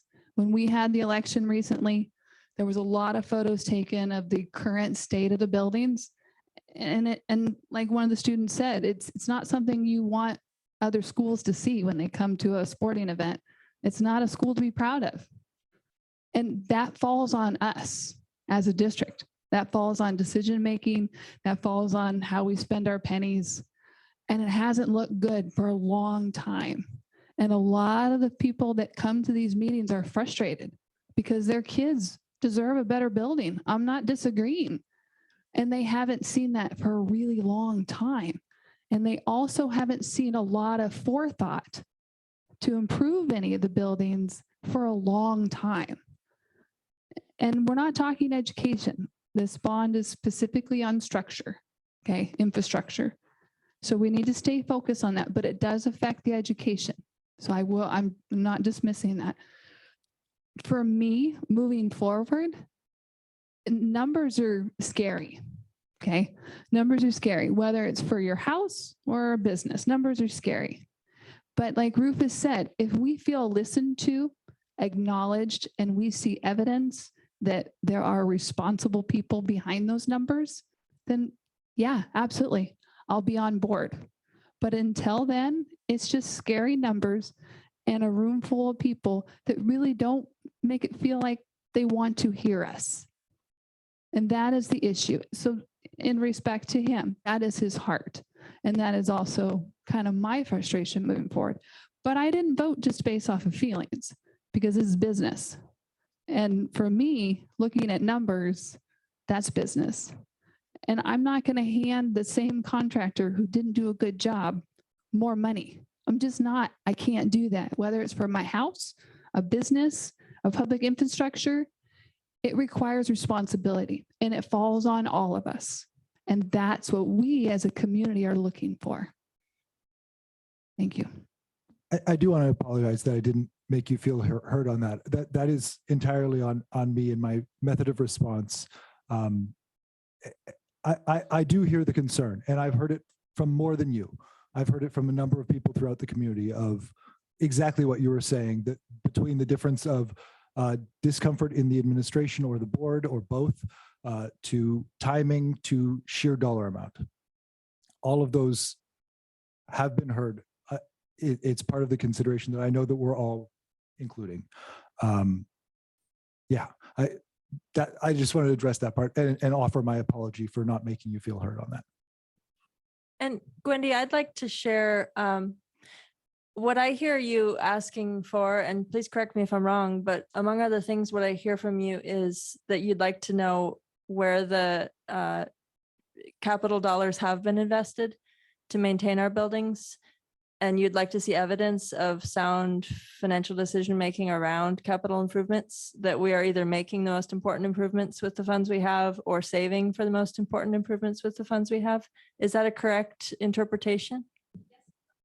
Yes, thank you for that clarification. Yes and no. Yes, I would love to see past evidence. Because at the meetings, you know, I mean, we come, we listen to the different items you guys need to vote on. But yes, past evidence, but I'm one of those evidence-based moving forward too. You know, if someone comes say, hey, can I have this? You're not gonna just hand them money, right? You're gonna say, hey, okay, can you show me that you can be responsible for this? There's gotta be a period of evidence, whether it be looking back or moving forward or both. And that's huge. And then also, instead of more, I hate to use the word rebuttals, but responses where it's just like, I'm sorry you feel that way, instead of you are wrong, you did not know that. You are correct. I did not know that. And if there have been some great improvements, we don't see it. And at the recent election, we didn't see a building that was like the students were saying, something to be proud of. I mean, there's an election and it's like, okay, who dropped the ball? And I know we had a pandemic and I know we were short on a maintenance person, but we're looking for evidence. So I would love to share the evidence. It's on our website. We actually track all of the work that we do for maintenance, and a lot of it's unseen because it is infrastructure. And Dan mentioned a few of them, and every time we have a presentation around it, we talk about it. But to Rufus's point, and I know you show up, Gwendy, but oftentimes folks aren't there and then they ask the questions, or we'll send it in an email. But what I will focus us on is those improvements are made. We get $2 million a year for capital improvements. And yeah, I was just gonna, and that $2 million is split between our technology, where all of our students are one-to-one. We have lots of technology across the district, and the physical capital improvements that are listed. And so I feel like our director of maintenance, who has now taken another job, has done that maintenance work, and we have handled the maintenance in our buildings to the degree that the funding will allow. So I don't know how to share that information in a better way so that folks feel confident that we are using the money responsibly and doing the things that we need to do. But it's clear from your comments specifically that it's not something that's well known.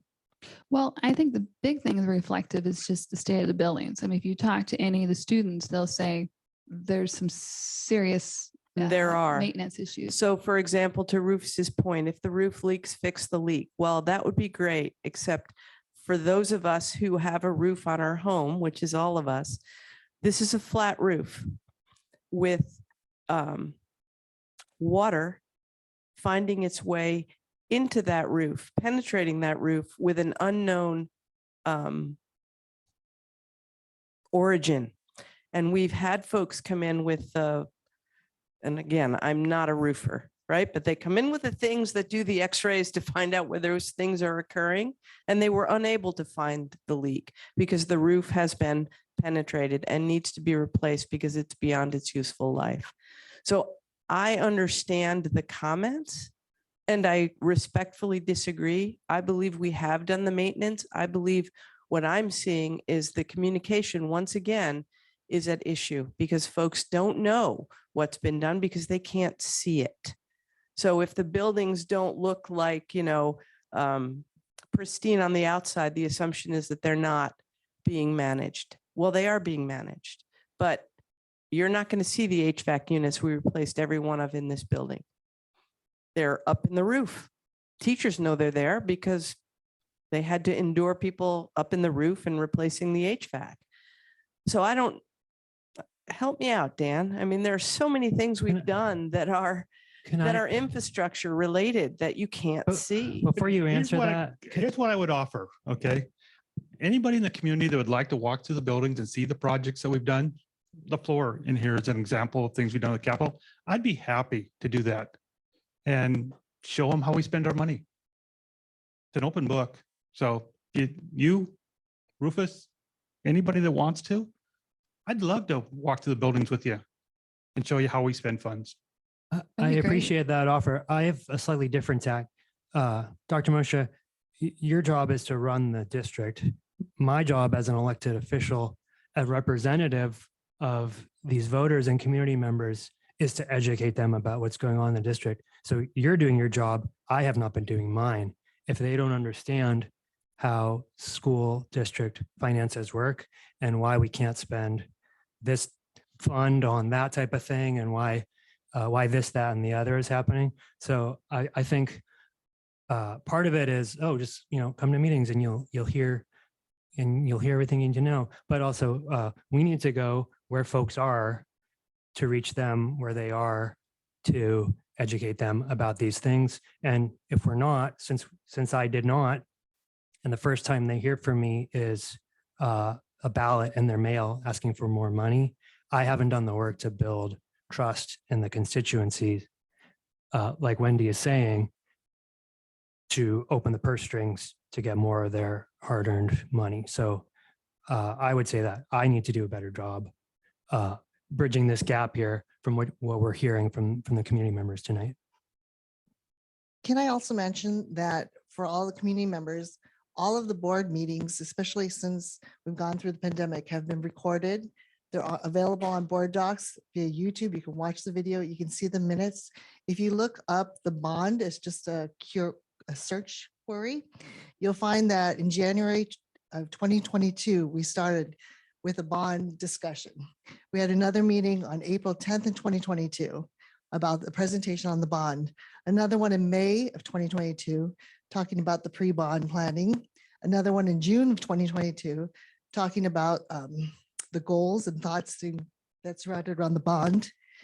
And then it went on in December of 2022, once we had the planning for the bond, the start presentation that Dan did that was about an hour long was provided. Another presentation in January of 2023, another forum in January 11th, 2023. February 22, 2023 was also another presentation. And then the resolution was formed in March of 2023. And then the election was in April. So we had quite a few different presentations, and they can all be reviewed. All of the presentations, all of the slides are on the board docs that you can watch the videos on YouTube and refer back to them, including the newspaper. The Record did a whole article on the leaks with Kayla and Principal Patton. Thank you for doing that Thank you. research.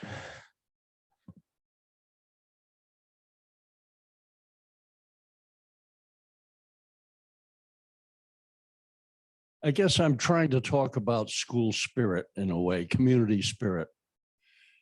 When we have a team, a football team or a cross-country team or something, we have children on or grandchildren or neighbor kids, we go and we cheer them on.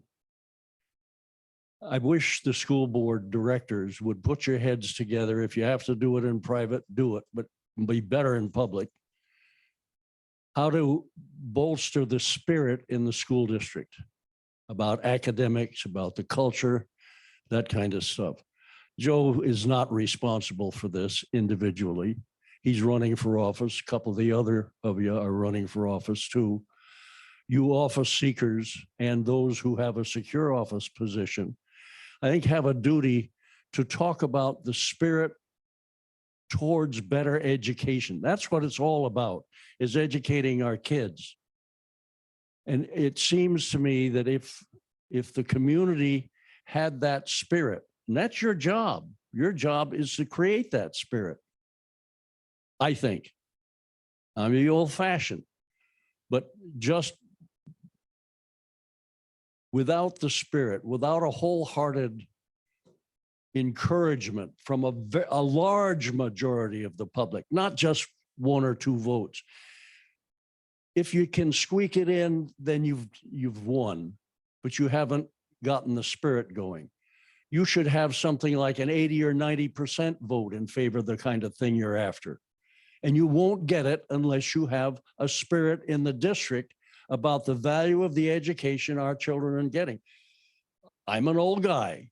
I'm astonished. I've had it explained to me. I understand what a 4-point average is, but I can't get it through my head that we have 10 or 12 valedictorians. Valedictorian means top, number 1. If you have to have a special runoff or something like that to see who is the student that has done the best, why not have 50 valedictorians at some point? Just saying, well, they got a 4-point grade average isn't enough. Not for me, but I'm an old guy. I will agree with some of the points at the beginning that it is the duty of the school board to communicate with the community. That's a large portion of our responsibility. And we are consistently looking for better ways to do that more effectively, efficiently, and just more. We can't talk about it privately though, because we have to, any conversation involving more than 2 of us has to be in public about the school district. So,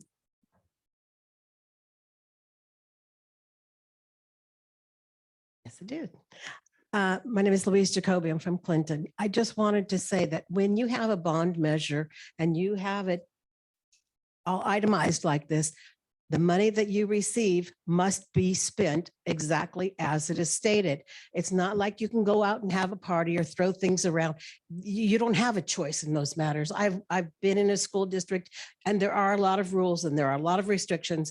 And this particular one is that you cannot do what other than what you say with that money. And so I think thinking that somebody's going to be making off with it or something is kind of like a far-fetched idea. They can't. You simply can't. And I think that has to be respected for what it is that these bills total up to a large amount of money. This is true. But as he said, the building has not been done in 28 years. I know that my roof has to be replaced at that point. I think it made it to 25, but still, you get the idea that these things are not things that were let go. They're simply things that have to be done, have to be maintained, have to be done at a certain point. You can't do them ahead of time and say, oh, look, we've got it ready. You wait until you have to do it, then you do it.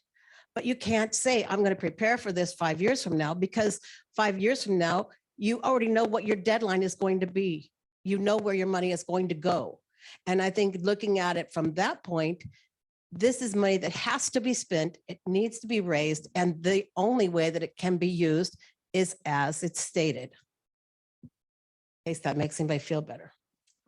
That resonates for me as a homeowner with a roof that was put on in the 1980s and failed during the pandemic. About 4 months before my septic system that was put in the 1980s failed during the pandemic.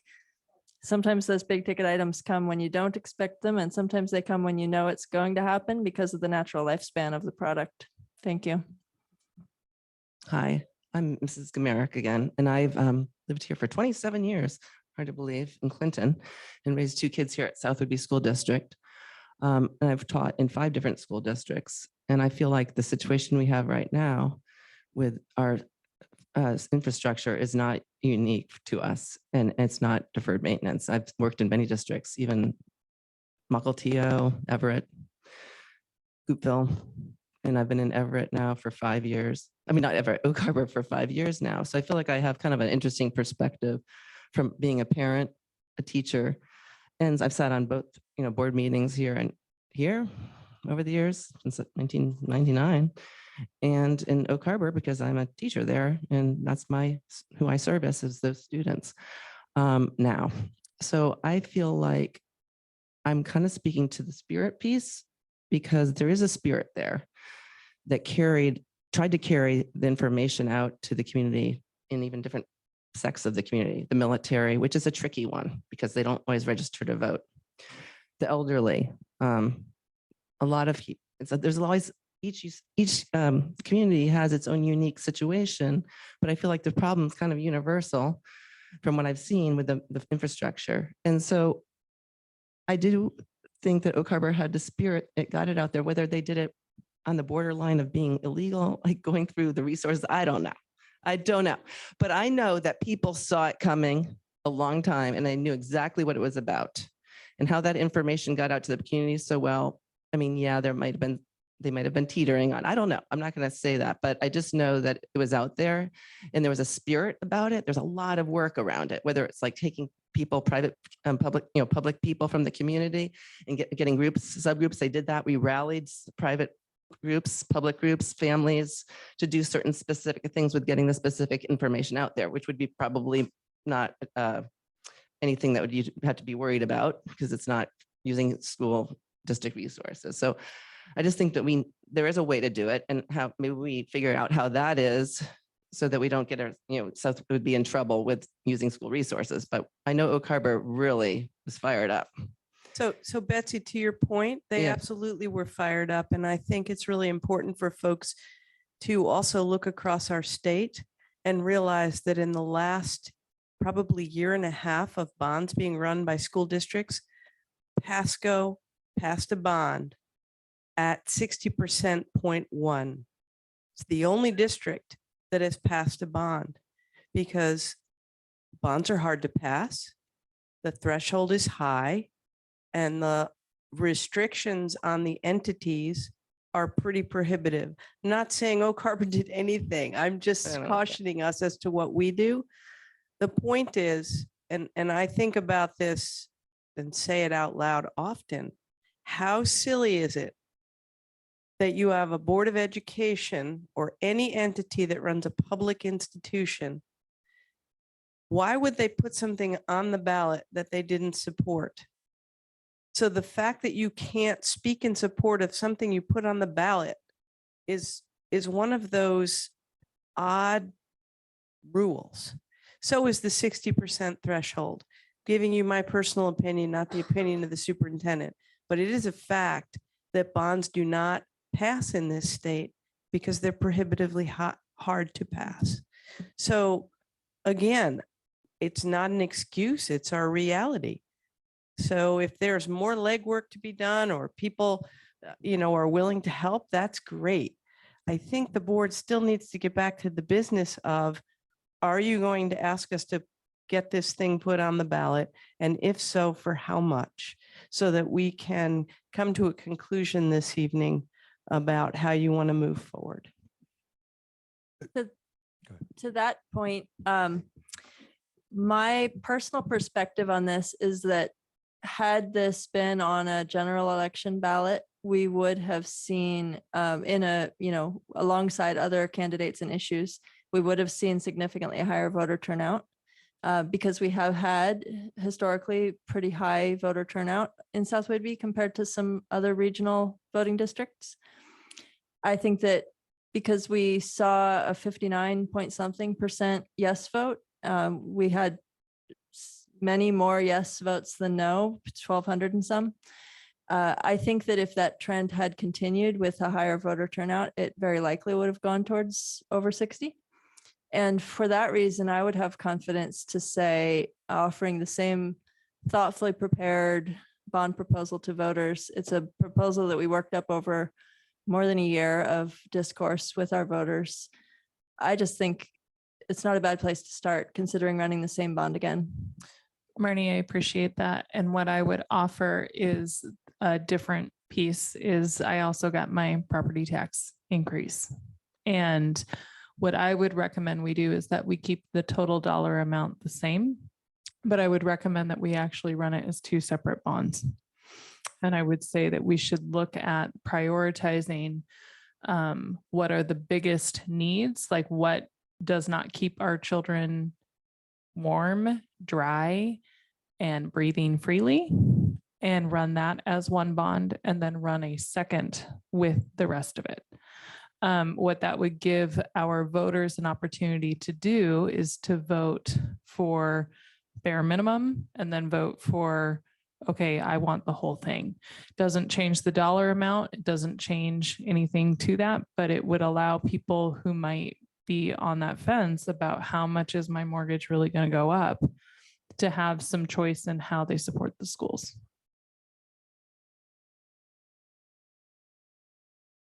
That's a very interesting idea. Thank you. I also got that tax assessor letter a couple days ago.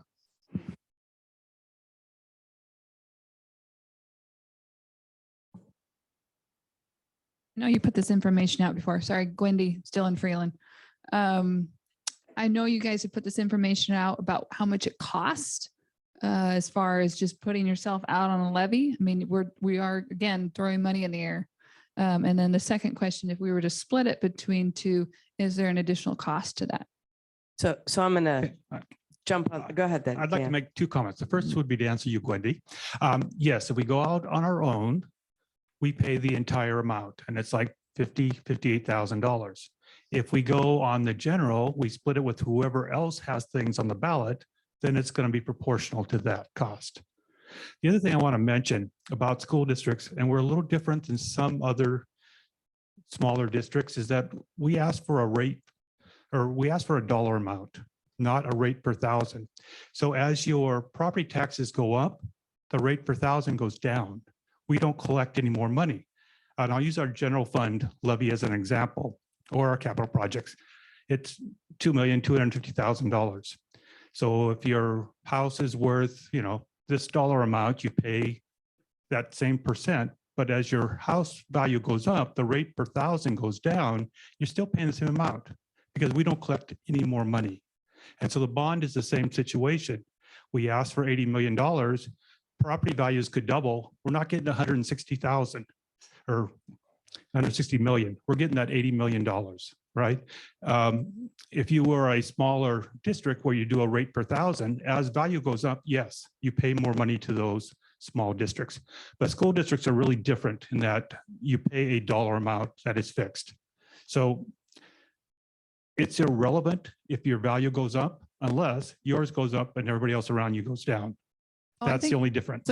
So Dan, just to speak to that, my intention with saying that wasn't to say that the rate of the bond would increase. I'm looking at it more, the overall cost of my mortgage payment, right, is going to go up because of the increased tax value. I think that that's going to be something that voters are looking at, right? Because I'm looking at, I think mine went up almost 200,000. That's going to be a lot. And that's going to push my mortgage maybe farther than what I had anticipated. And so if I'm looking at the idea of adding $365 or $3,6,500 to that, right? That I don't know what that impact's going to be when I don't know what my new mortgage is going to be. And that was my intention, is that it's taking it in encompass with the entire picture, not just with the school bond piece. Right. We have no effect on other districts and what their rates are. I just want to point out that ours doesn't change just because your value changes. And I do like the idea of splitting it. I think that makes a lot of sense. It gives the public more of a choice. Would there be additional cost if you split it? And are you saying we've already spent 58,000 just to put it on this last election? Yes. Yeah, it was close to 60,000, but if we go in the general election, it would be far less. And I'm not sure that there's a cost increase because it's split in two. So there'd be two resolutions. I don't know the answer to that, but I do know in November, it'll be the least expensive time to run it because there's a general election happening. So if you guys are for putting it on the ballot and you guys want to pass this again, would you consider waiting until the interest rates are down? Because that's something both us taxpayers and you will be paying for because you're paying that out of your costs too. When are interest rates going to go down? Well, I don't have that crystal globe, but right now I wouldn't buy anything if at the interest rate it is. The problem is we're deteriorating as facilities. And if we vote in November and the folks say yes, it's a year from November before we break ground. And then we have the escalation over the next 2 or 3 years of the bond. So no matter when we choose to do it, it's going to get more expensive, not less. Oh, I hear that. But that's been one of the biggest things I've heard from people is don't they know what the interest rate is right now? So that's not just me and I don't have that crystal globe. I'm hoping it goes down, but I don't have that. But I think we Just need something to to consider. clarify, the interest rate doesn't kick in until we sell the bonds, which will happen a year or more down the road. And it's also expected that we will probably sell bonds in at least 3 different timeframes, 3 different years. So it will be spread over different times. The other information I have from the bond company is that the interest rates aren't what you're seeing out there now, that they are actually different than that. They're a little bit lower than what we see in the commercial personal interest rate area, that you get, because it is a bond, you get a better rate for it. I don't know if that's true, but that's what they tell me. But the fact is, we're really projecting out 2, 3, 4 years when we're actually selling those bonds. And that'll be the interest rate at that time rather than the interest rate when you pass it. That is something that I had heard from a couple of people, and I had been considering, but the thing that convinced me that as soon as possible was best was, one, these are, as Dr. Moshe said, these are things that need to happen. 2 is we've got students in the schools right now that we need to change. We need to do those repairs, replacements, and upgrades as soon as possible so that they can get the benefit of it. I mean, Katya and Audrey aren't going to get the benefit of these if we pass it in November. Carter is. I could though. Yeah. If we pass it soon, you could. Gotta do it quick though, you know? Yeah. If we wait several years hoping that the interest rate goes down, then there's more damage and several more years of students who don't get the benefit. I also That's my don't- concern. I also don't have a crystal ball. I wish I did. But the folks who pretend to have them, the economists say that we may be in an extremely long period of, higher than previous interest rates, which are still historically low in the history of interest rates. So if we choose to time based on interest rates, it may be a while before we decide that interest rates are favorable. I'd like to get back to Andrea's point about 2 bonds. I think that's a really interesting. I'd like to give credit where it's due. You actually proposed 3 tiers. So yes, Absolutely. so thank you. Yes. I think that's a very interesting idea that allows for an a la carte sort of idea. I do have a concern that from what I have heard, the Parks and Recs District is also looking at a November bond. And I think that there's absolutely an argument to be made that we need to support our students and our families and our community in school and out, and that can all support it together. But I do have a concern about spreading too many bonds on a single ballot, but I still like the approach. I just wanted to bring up that concern so we're thinking about it. Yeah, there's definitely a risk if you do that. And I think, Joe and Dan helped me out with my historical knowledge, but I think districts typically see one pass and the other not. So there's a risk with it.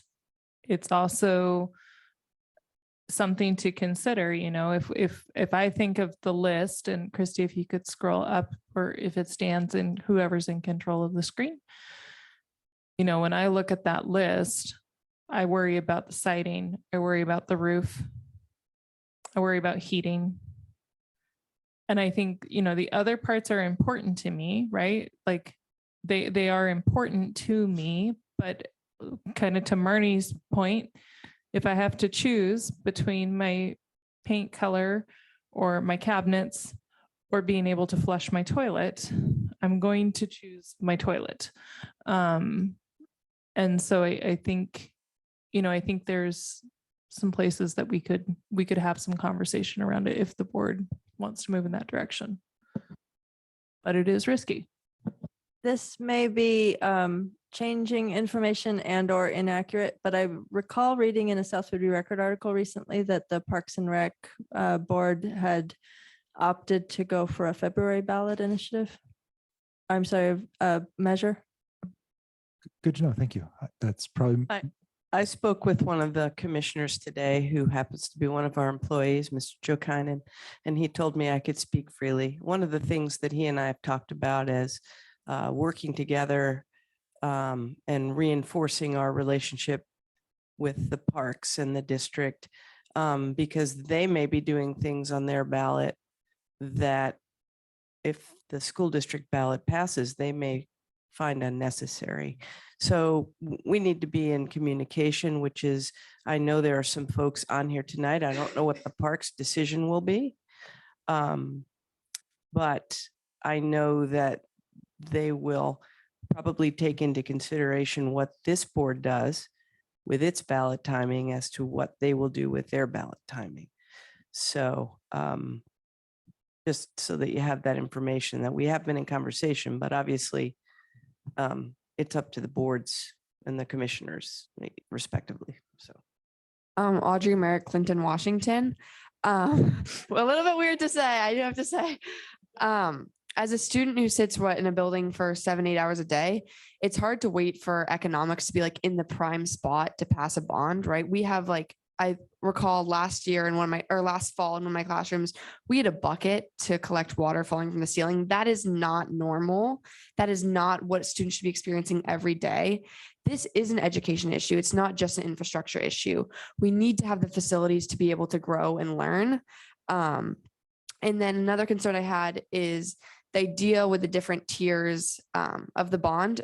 Please correct me if I'm wrong, but I believe if we pass a bond, say we pass tier 1 out of the 3 tiers, that would require us, we would not be able to pass another bond for, no? No, we Okay. can run a bond however many times we want to run a bond. So what this would do is instead of saying 80 million, right, we might say this one for 50, this one for 20, this one for 10. And you can choose 1, you can choose 2, you can choose all 3. But whatever doesn't pass, or if it all gets passed and we get the full 80, then we're good. If we pass the 50, but not the 20 and the 10, we can come back and we can run it again and we can adjust it. We can do whatever we want to do. What you end up with, which is unique to South Whidbey, is most districts always have a bond somewhere in the mix. And so you might have taxpayers who are paying on 2 or 3 bonds at a time, but they're scaffolded. This would be doing that similar, but running it at one time. The fact that we don't have a bond in this district is very unique. Okay, thank you for clarifying. Because I think as a student, when I'm looking at a lot of these, I don't 90% of these are not aesthetic. They're completely necessities for learning. So I think it's really hard to go through and cut down what's absolutely necessary, because I think, we're not asking for an entirely new school, right? We're asking for these super crucial improvements. So yeah, I think it's really hard to narrow down what's on that list, because if you ask students, and all of these are incredibly important. Yeah, on that point, there's one line item here, and I don't mean to pick these all apart one at a time. The courtyard, and I believe in here, it makes it sound like beautification, but I actually met a student who broke their ankle in the courtyard because of its state of repair. And so some of these issues look like beautification or school pride, which are important, but they're actually more critical safety issues.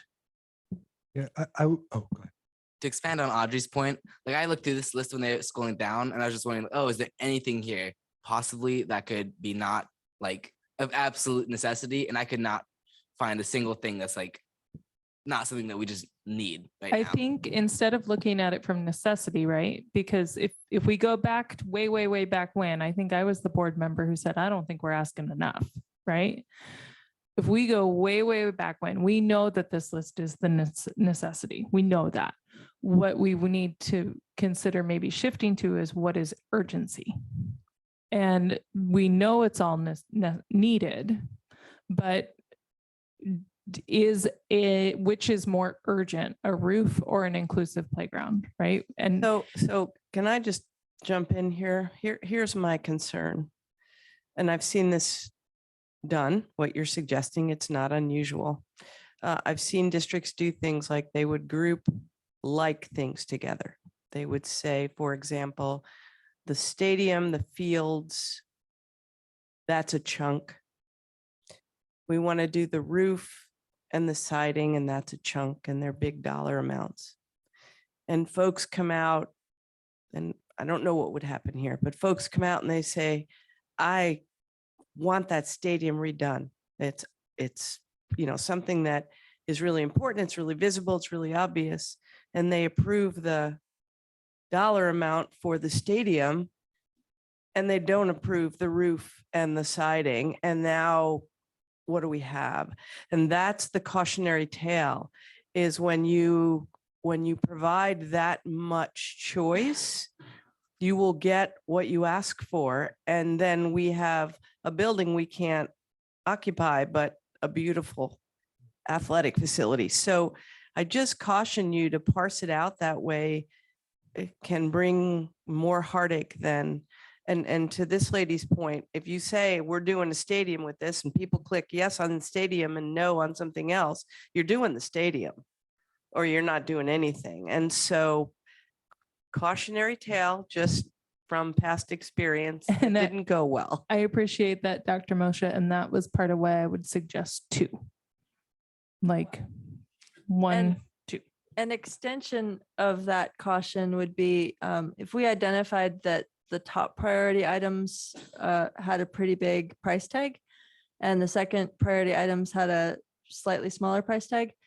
If our top priority bond asked for 50 and our second priority bond asked for 30, voters may just say, well, I do want our school district to have some money and make some improvements, but I can't afford 50. So I'm going to click yes on this smaller dollar amount. And it would be extremely painful as a leadership team to improve the things that aren't life-altering necessities while leaving the really big stuff undone.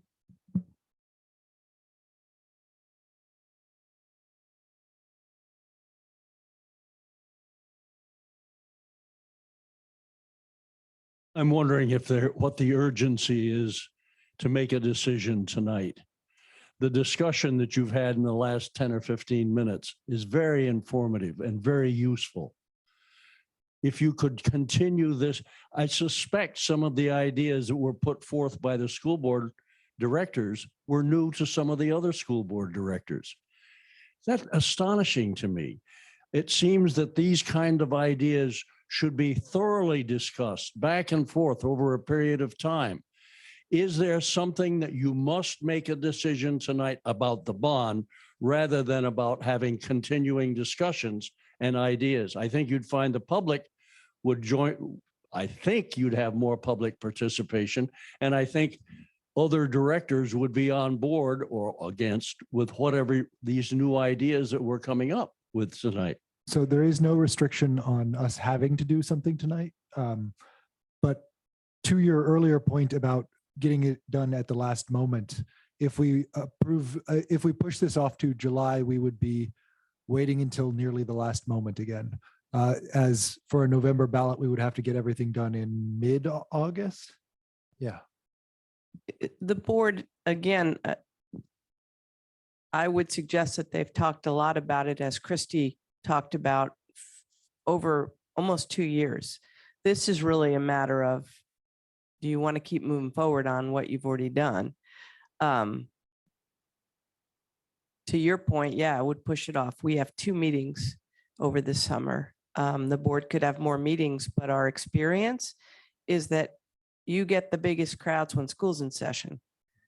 They're not going to get people coming in over the summer to talk about this.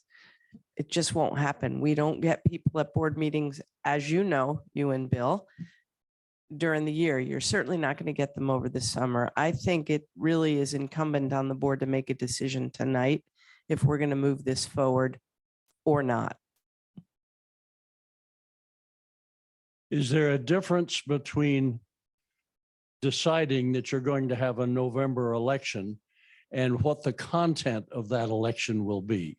Could you decide tonight, we're going to do it in November, but we don't know exactly whether it'd be a two-part thing or some other idea that the directors or the staff or the public would come up with in the next month? Yes, but. Yes, and. Yes, there is a difference between those two things. And we certainly could say we're going to have a bond in November, but we can't get it on the ballot or approved on the ballot until we know the amount and the number and all of that sort of thing. We can, if we say tonight, we're going to put something on the ballot in November, that doesn't actually mean anything except for giving us some more urgency to get it done in time to get it on the ballot in November. It has, until we submit something to the state or county auditor, it's unofficial. It has no impact. One of the things that when I talked with Michelle at the voting office was that she was very hard pressed because of the scheduling for printing the ballots. And so my guess is November will be a busy printing time.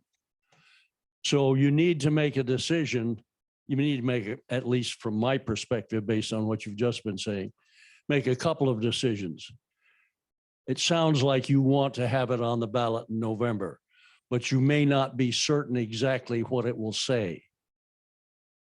And that may change now that you've heard each other talk here and some people from the public, and you may encourage more people from the public to come out to help you figure out what you would want the ballot to say if in fact you do that. Yes, but until we know what the ballot will say, we're not on the ballot. And so there's very little, the only thing to be gained by saying, yes, we want to be on the ballot in November and not deciding what we're going to put on the ballot in November is giving the five of us a sense of urgency that we need to make a decision at our next business meeting in July. That's the only thing it would affect. You can have special meetings, you can have emergency meetings.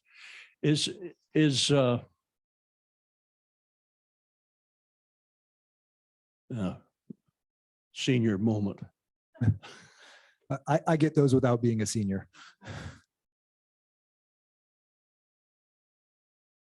Well, maybe it'll come to me.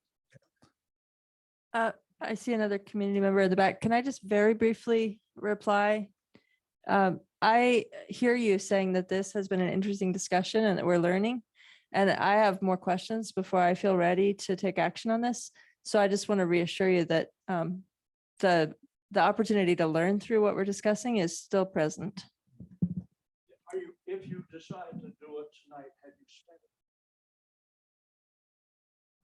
it? Not until it goes to the auditor, I believe. Yes, they've spent money, original ballot, but have they spent money on this particular bond? If you decide to put it on the November, and you decide to have more public discussions where the board can talk to each other and hear. I think, again, based on what, this could be an option for the board. They could pass a resolution tonight for argument's sake that the ballot is, the November ballot will contain the resolution for the bond, and they can say it's for $80 million. And if at some point before August 25th, I believe, which is the deadline, they chose to modify that resolution, they could. So they'd have one more opportunity at the July business meeting to modify the dollar amount if they chose to. If they vote tonight and say it's on the November ballot, it's $80 million and it's one bond. So that got us started. They could choose to change their mind at the July meeting and modify that resolution. But that's about the only way I see that. Or to Rufus's point, at a additional meeting that. You could do a special meeting, special yeah, meeting. but again, I think the deadline is mid-August at some, is my recollection. I think it's August 25th is the deadline for the county. And I will note that if we want to do a better job and not do the exact same thing we did Right. last I- time, we want run-up time to provide education for the community. I think I interrupted Mr. Merrick, so I want to pass the mic back his way. Thank you for your patience. Mark Gamerick, Clinton again. I just think about this strategically. If you go back with the same bond, you're probably going to get a lot of the same reaction to it. So, strategically, I like the idea of dividing this up. In my head, I think like 80-20, something like that. And I think of trying to go through this list and characterizing them on what I refer to as a four square. I used to do this in my job all the time. What is the importance and what is the urgency, right? So what are those things that are going in that top quadrant that are important and urgent? And then through that process, you get in the lower square where things are less important, less urgent, and then you identify those as things you still want, and those then become part of the second part of the bond, and things that maybe you could wait a few years on if that's all the community can stomach financially. I think that the bond committee has already done that with their priorities, Right. 1 and 2 here, that one is urgent and needed and the other is needed and less urgent. One of the things that I would offer is a conversation that I can have with the attorney, which it's all one fee, by the way, so we can talk to her once or 22 times. There have been ballots that I have seen, and again, I don't know if we can do this, but you can, in some instances, say, should this ballot pass, would you also pass this?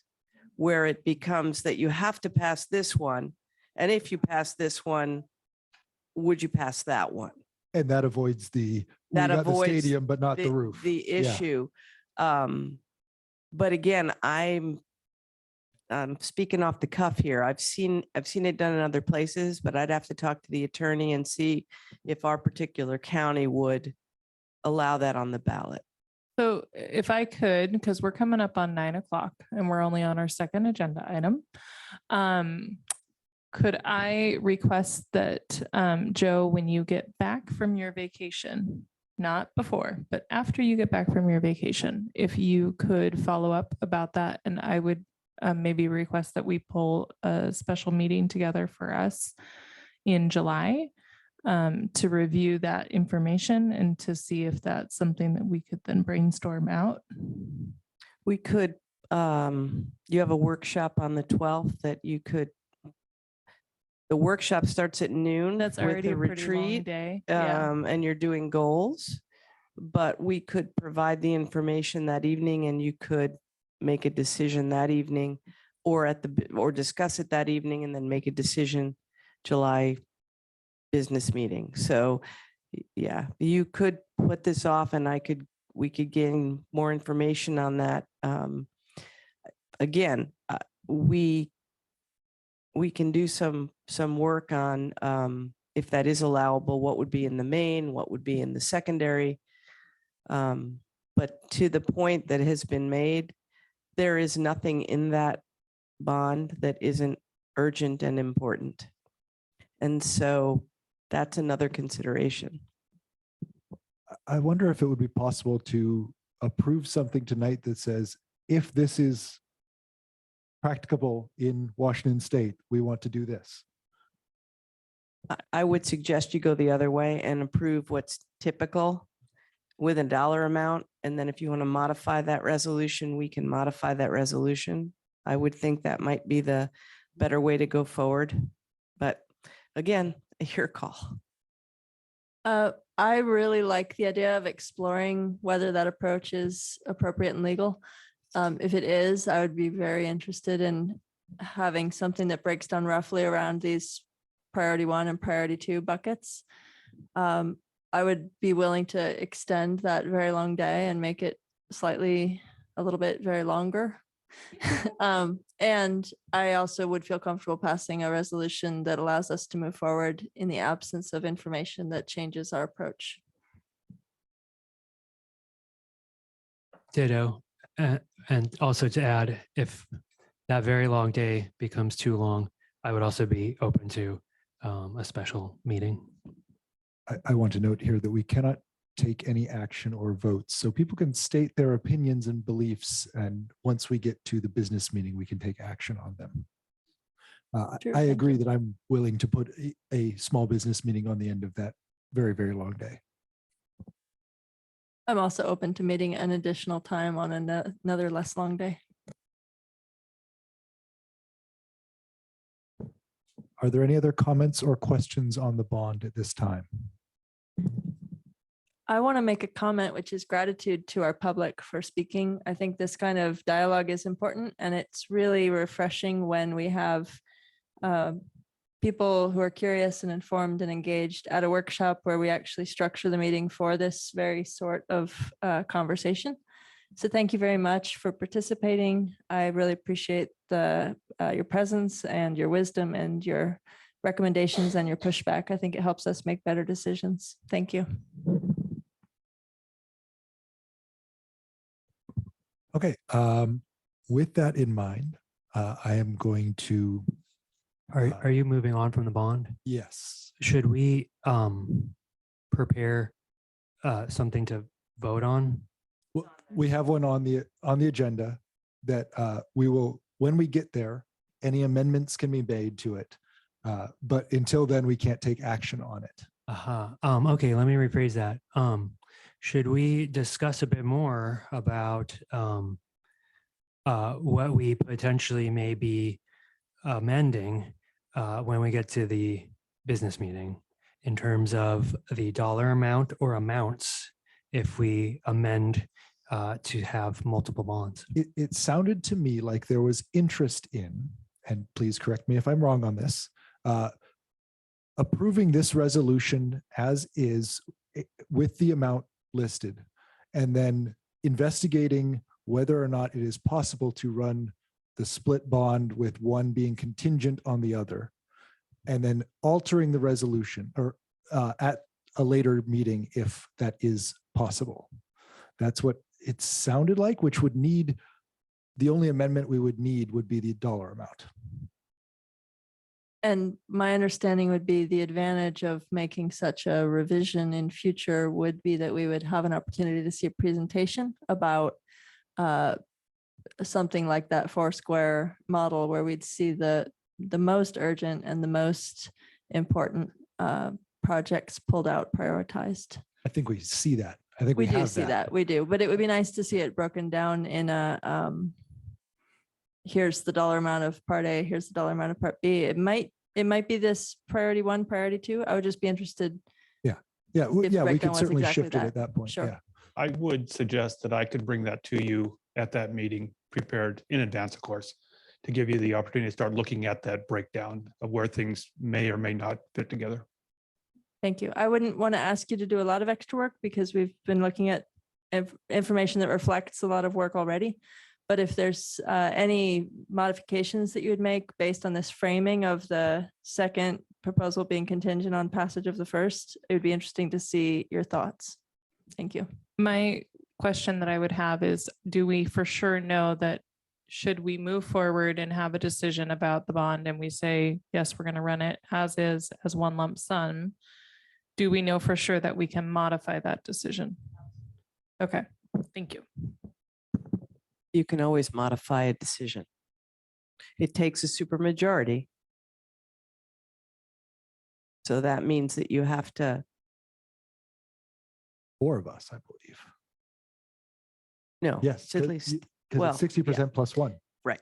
So yeah, it would take You'd 4 have of to us. have at least 4 of you to modify it. So Or there's 3 a if bit one of, person was missing.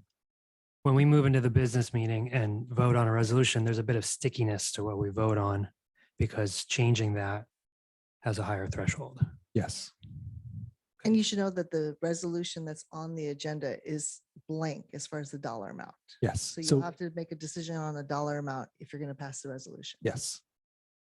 Yeah, we will need an amendment to the resolution No, it's currently blank. Well, yeah,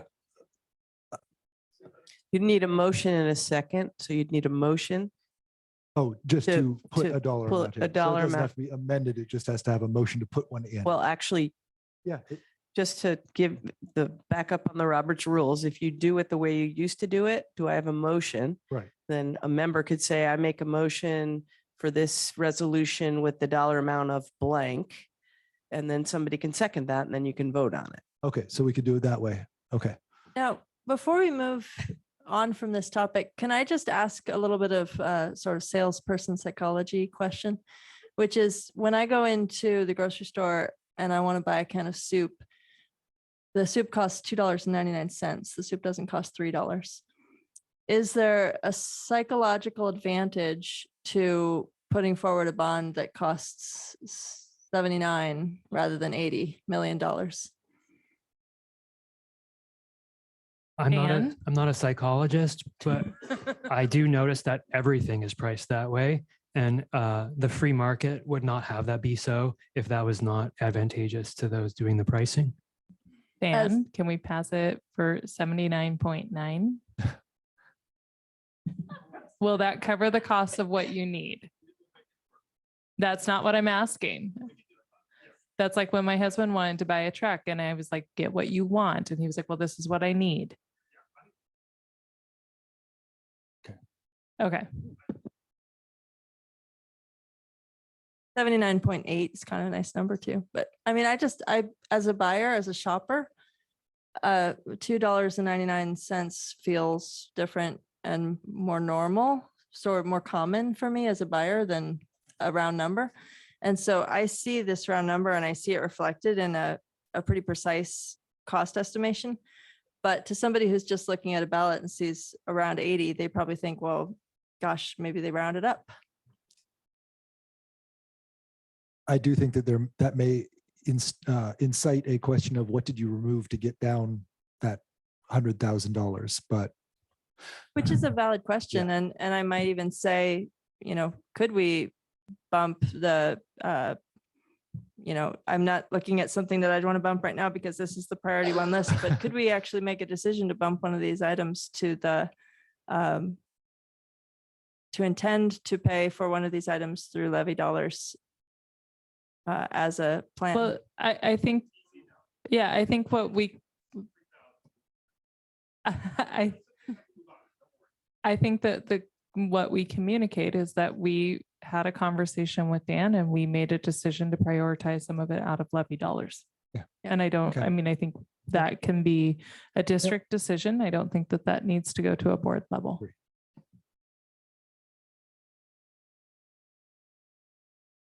Yes. Yeah. Right. I mean, for example, the gate, we're going to do that security measure. We're going to do a couple of different things this summer, to your point. Yeah, it'd be great to pull that out. You can go with slightly less. Yeah. Having you optimize this so that a couple things are moved into funded by levy and so that the dollar amount is a couple of digits lower, I feel like that's more approachable for a voter. And it also just makes good sense since some of these projects will move forward before the funds are in hand if voters approve. Thank you. I would also add that when I see 79 million, I think, okay, they bumped a little off. But if I were to see $79,873,271, I would think this district did their homework and they know down to the dollar how much this bond is going to cost. So I would argue for a dollar level of precision. I would say if we're going to do that, then I would suggest that we table moving forward on that action. So again, yes. And if you put on the ballot all the specific items and don't leave any wiggle room, then all those specific items get done. So most districts don't go to that level of precision for that reason. So I understand, wanting to hone the list, but it needs to be what's real, not what's marketable. I'm Can we get a mic over to Gwendy? But not for the folks on Zoom or on YouTube later. But please keep in mind, I mean, we're talking about putting something back on the ballot, and Rufus brought up a very good point. The elephant is still in the room. And being an action person, I mean, what would hurt to keep it a year and show the community action before you just put your hand out? I mean, yes, I see the eye roll and the frustration in the existing building infrastructure. I would graduate in 97. It looks like a prison to me. So I hear you.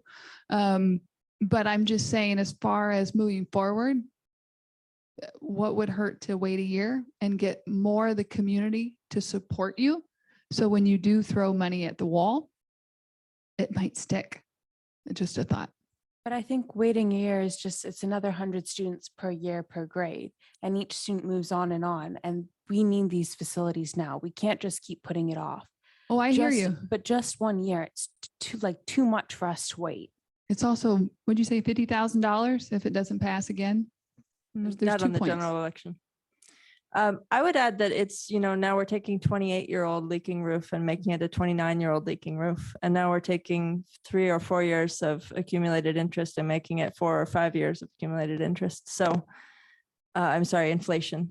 So I think that there's a greater cost to the district in waiting, and every moment that we wait, there's more internal damage with that roof that has outlived its natural lifespan. So I think that, especially given your earlier concerns around deferred maintenance, I would just say, I hope that our community would support us to care for the buildings we have while we can, prior to needing to replace them altogether because of not being able to fund these needed repairs at the end of the lifespan of the significant systems like roofs and siding.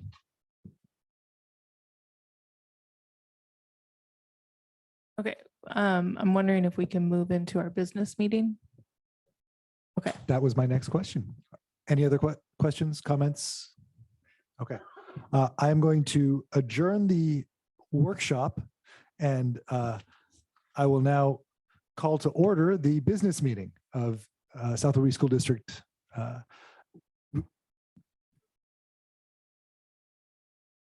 There will be a public comment period in the business meeting. So we have done the call to order. We have done the land acknowledgement earlier. Since we're still here, we're going to move past that. There will be a public comment period before we take any action. If you would like to make public comment during that period, please talk to Ms. Macaro real quick to get on a list. If you are on Zoom, please note your name and location in the Q&A, and we will get you, and then start typing up your comment. Are there any objections to approving the agenda and minutes as presented? Hearing none, the agenda and minutes are approved as presented. Are there any objections to approving the consent agenda as presented? Hearing no objections, the consent agenda is approved as presented. We'll now move on to presentations. We have our interscholastic report from Paul Lagerstad in accordance with policy 2151. And I'd like to officially welcome back our very healthy Mr. Paul Lagerstad.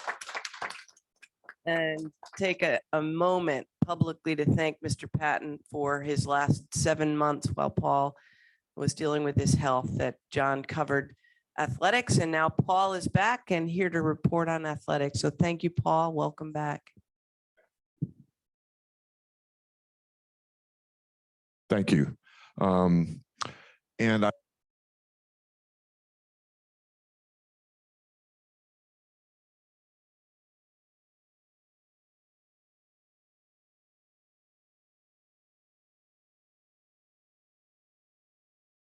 check. Okay. I'd also at this point like to thank, although limited in our opportunities, I'd like to thank Joe Greenheron for the interest and the conversations and the support from the board. That we've had some great conversations. Thank you. Athletics and activities for South Whidbey School District. Here are the numbers of participants for South Woodbury High School in recognized Washington Interscholastic Athletic Activities, the WIAA sports for the 2022-2023 school year. For the first time in 3 years, South Woodbury High School and middle school experienced a true sense of normalcy, including the timing and length of our seasons. COVID guidelines were still in place. However, the monitoring and testing was up to the family and the individual. Feeling the freedom from threat and restrictions of COVID, South Woodbury experienced an increase in participation in both high school and especially in middle school athletics and activities. Based on informal conversational research, this increase in participation is consistent across the state. Kids wanted to play and be involved with their teammates and fully connect again with their coach mentors. All of our sports were offered to compete in this year. Of our 445 total enrollment, the high school in SWA, we had 313 individuals participating in 19 activities. This included band and choir. With 111 students participating in one sport and 134 students participating in 2 or more sports for a total athletic participation number of 415. This is an increase from 391 the year before. Falcon participation numbers continue to be strong in girls tennis, boys tennis, track, both boys and girls, volleyball, and boys golf. Football had 47 participants, representing the highest count in 10 years. Wrestling had its best participation in 8 years with 22 participants. As a percentage of our student body, these are favorable to even pre-pandemic numbers.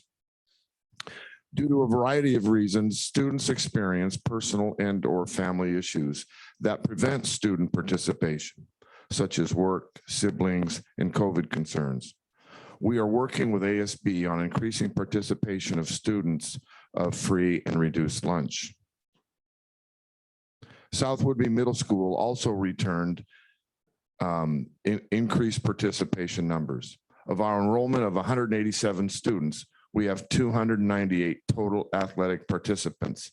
That's up from 255 the year before. 39 one-sport athletes and 100 2 or more two-sport athletes. Cougar participation remains strong in cross-country, volleyball, girls and boys basketball, and track. Girls soccer doubled in turnout numbers to 25.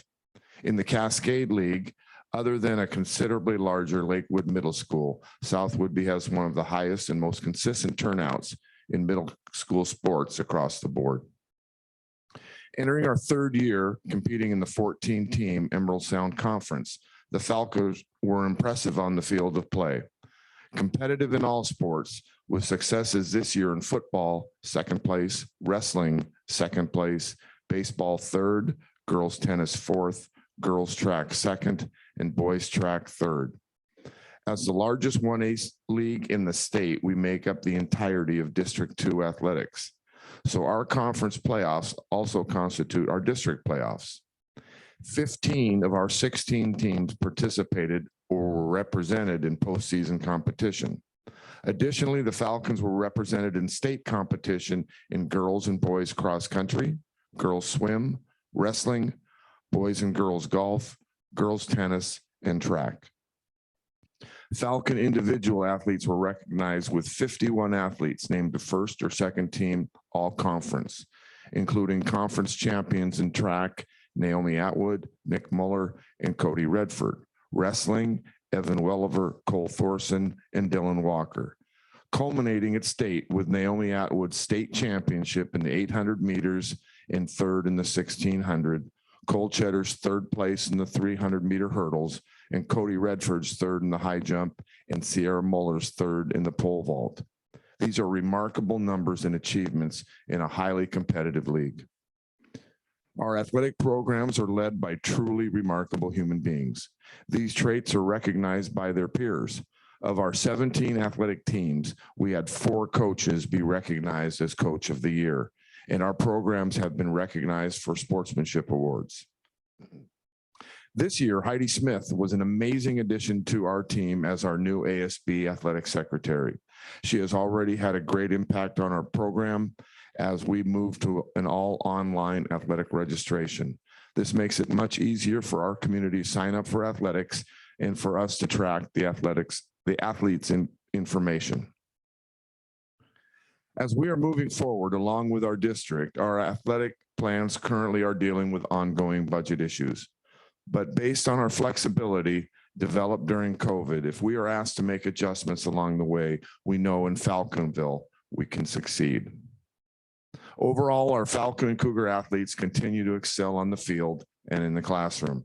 Our coaches are dedicated to their athletes and programs, and administratively, we seek to improve the quality of the experience, guided by an education through athletics philosophy. Thank you.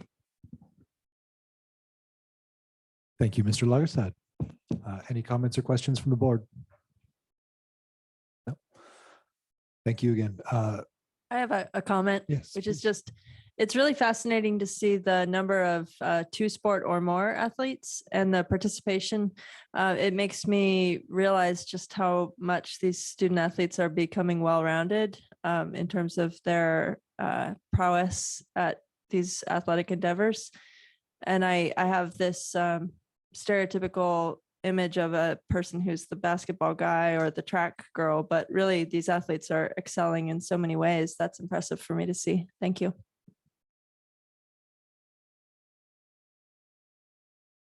And I would just mention that all three of our student reps are also student athletes. For those online, all three of our student reps are student athletes as well. Thank you very much. We will move on to public comment. Do we have anyone on the list for public comment?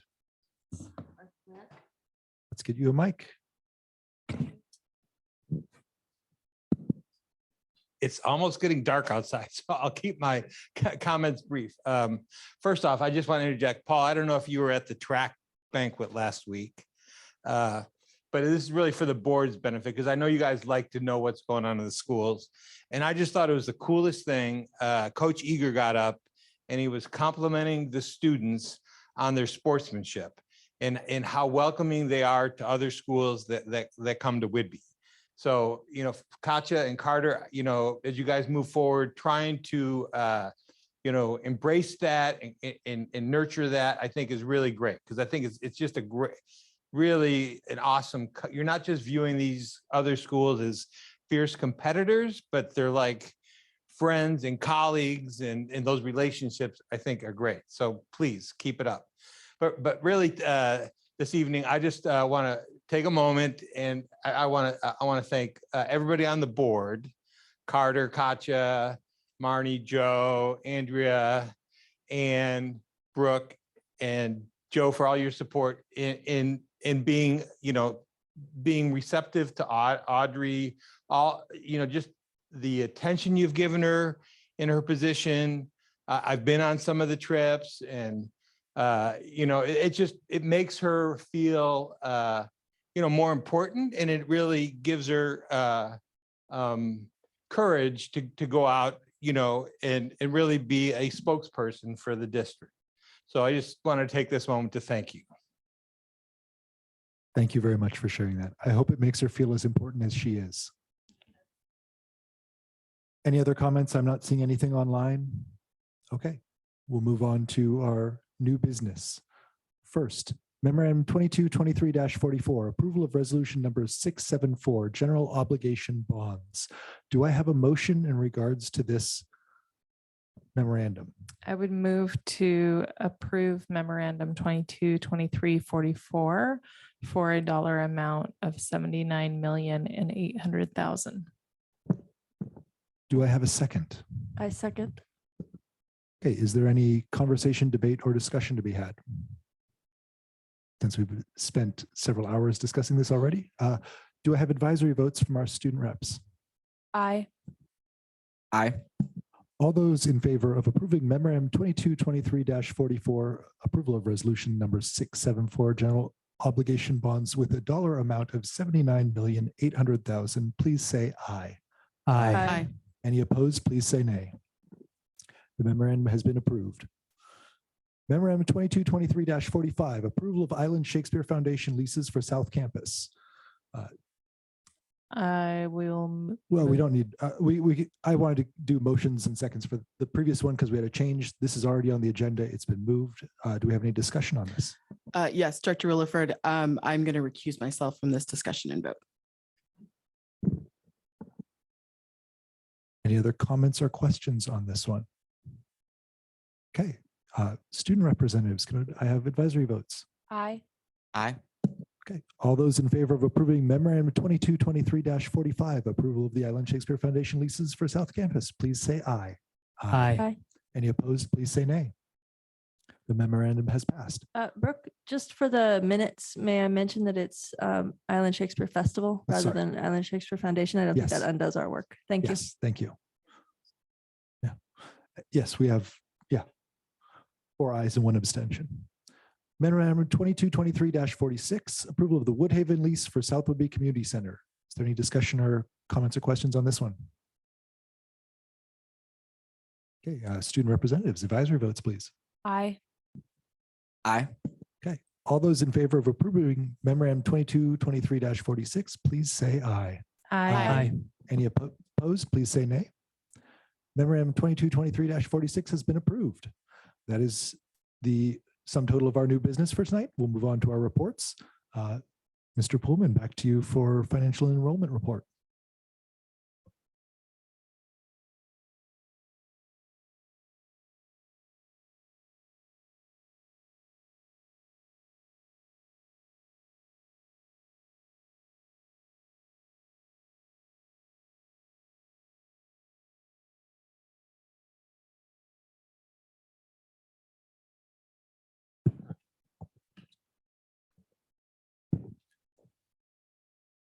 So this will be our last enrollment report for the year.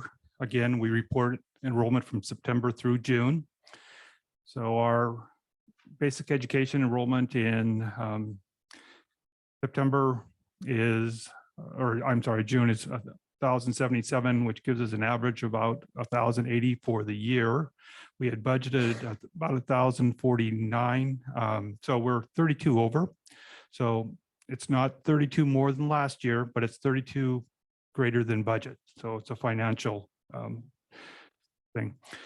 And you can see the dotted line is our enrollment for the year is fairly flat, which is a different pattern than we normally see. But it's 1151 FTE, full-time equivalent, and that's our basic education and our ALE program combined.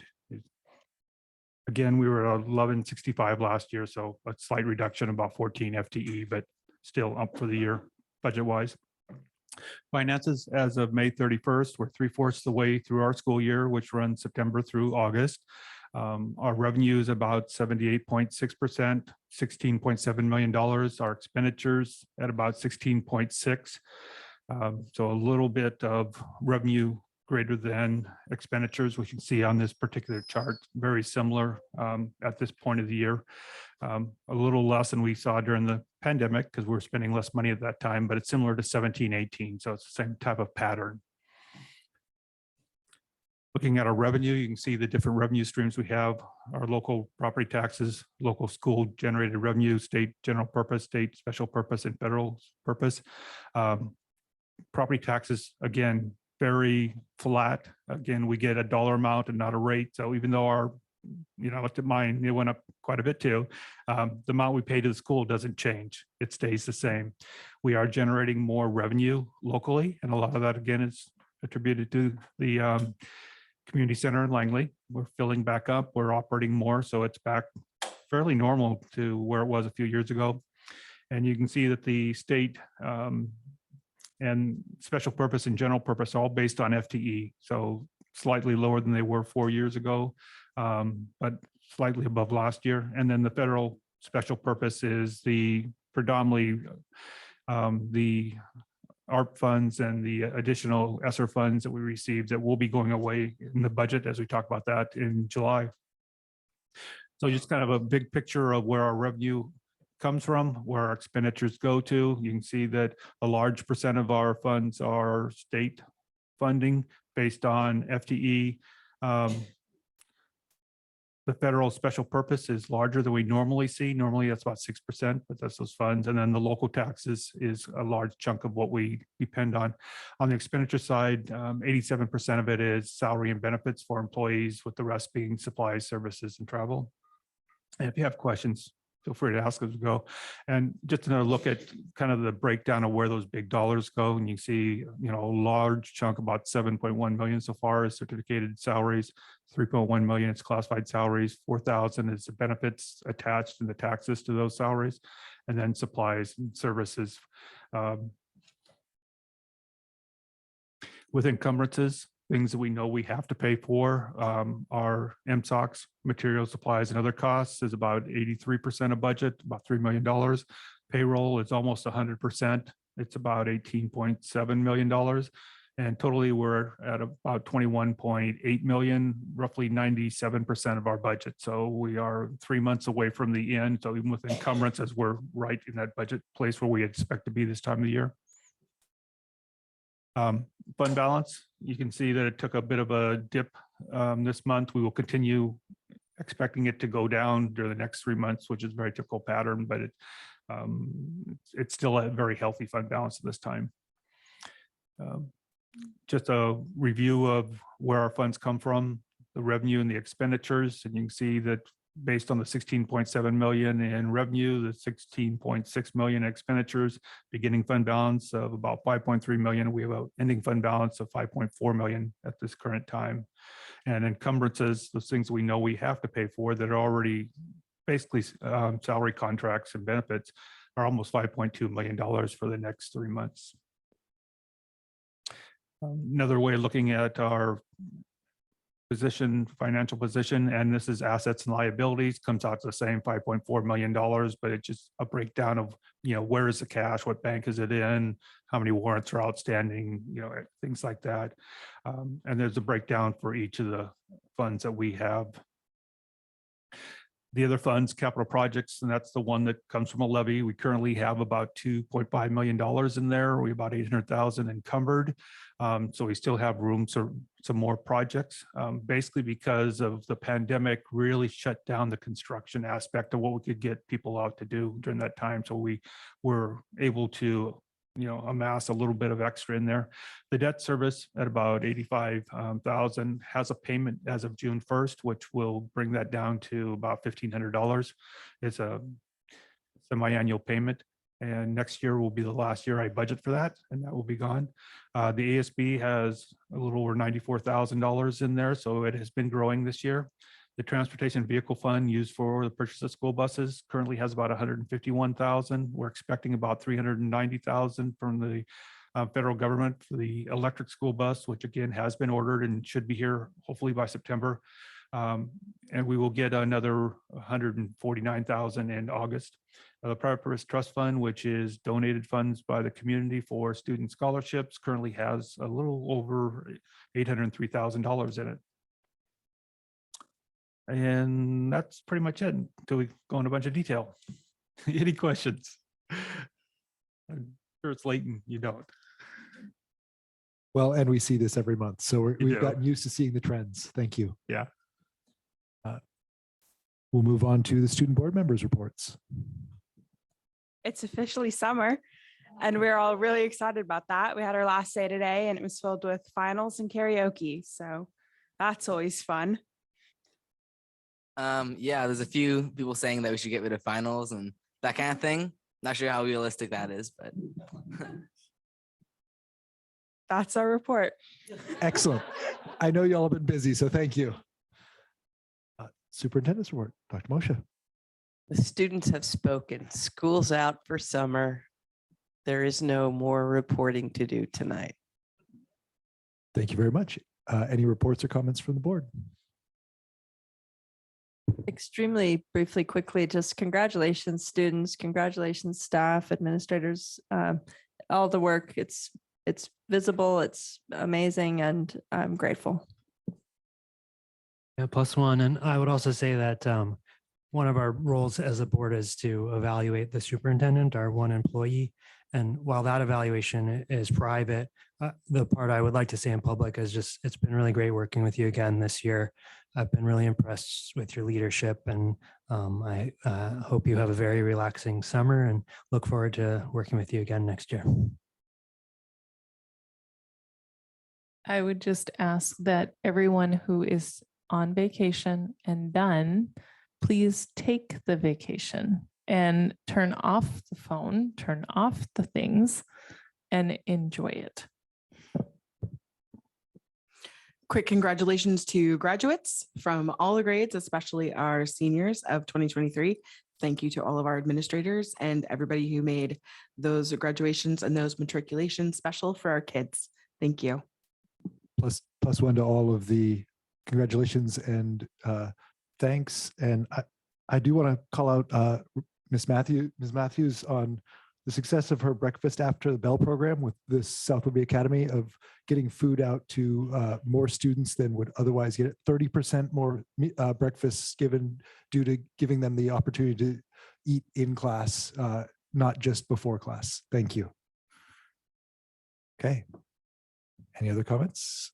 This meeting is adjourned. Thank you very much. Good night.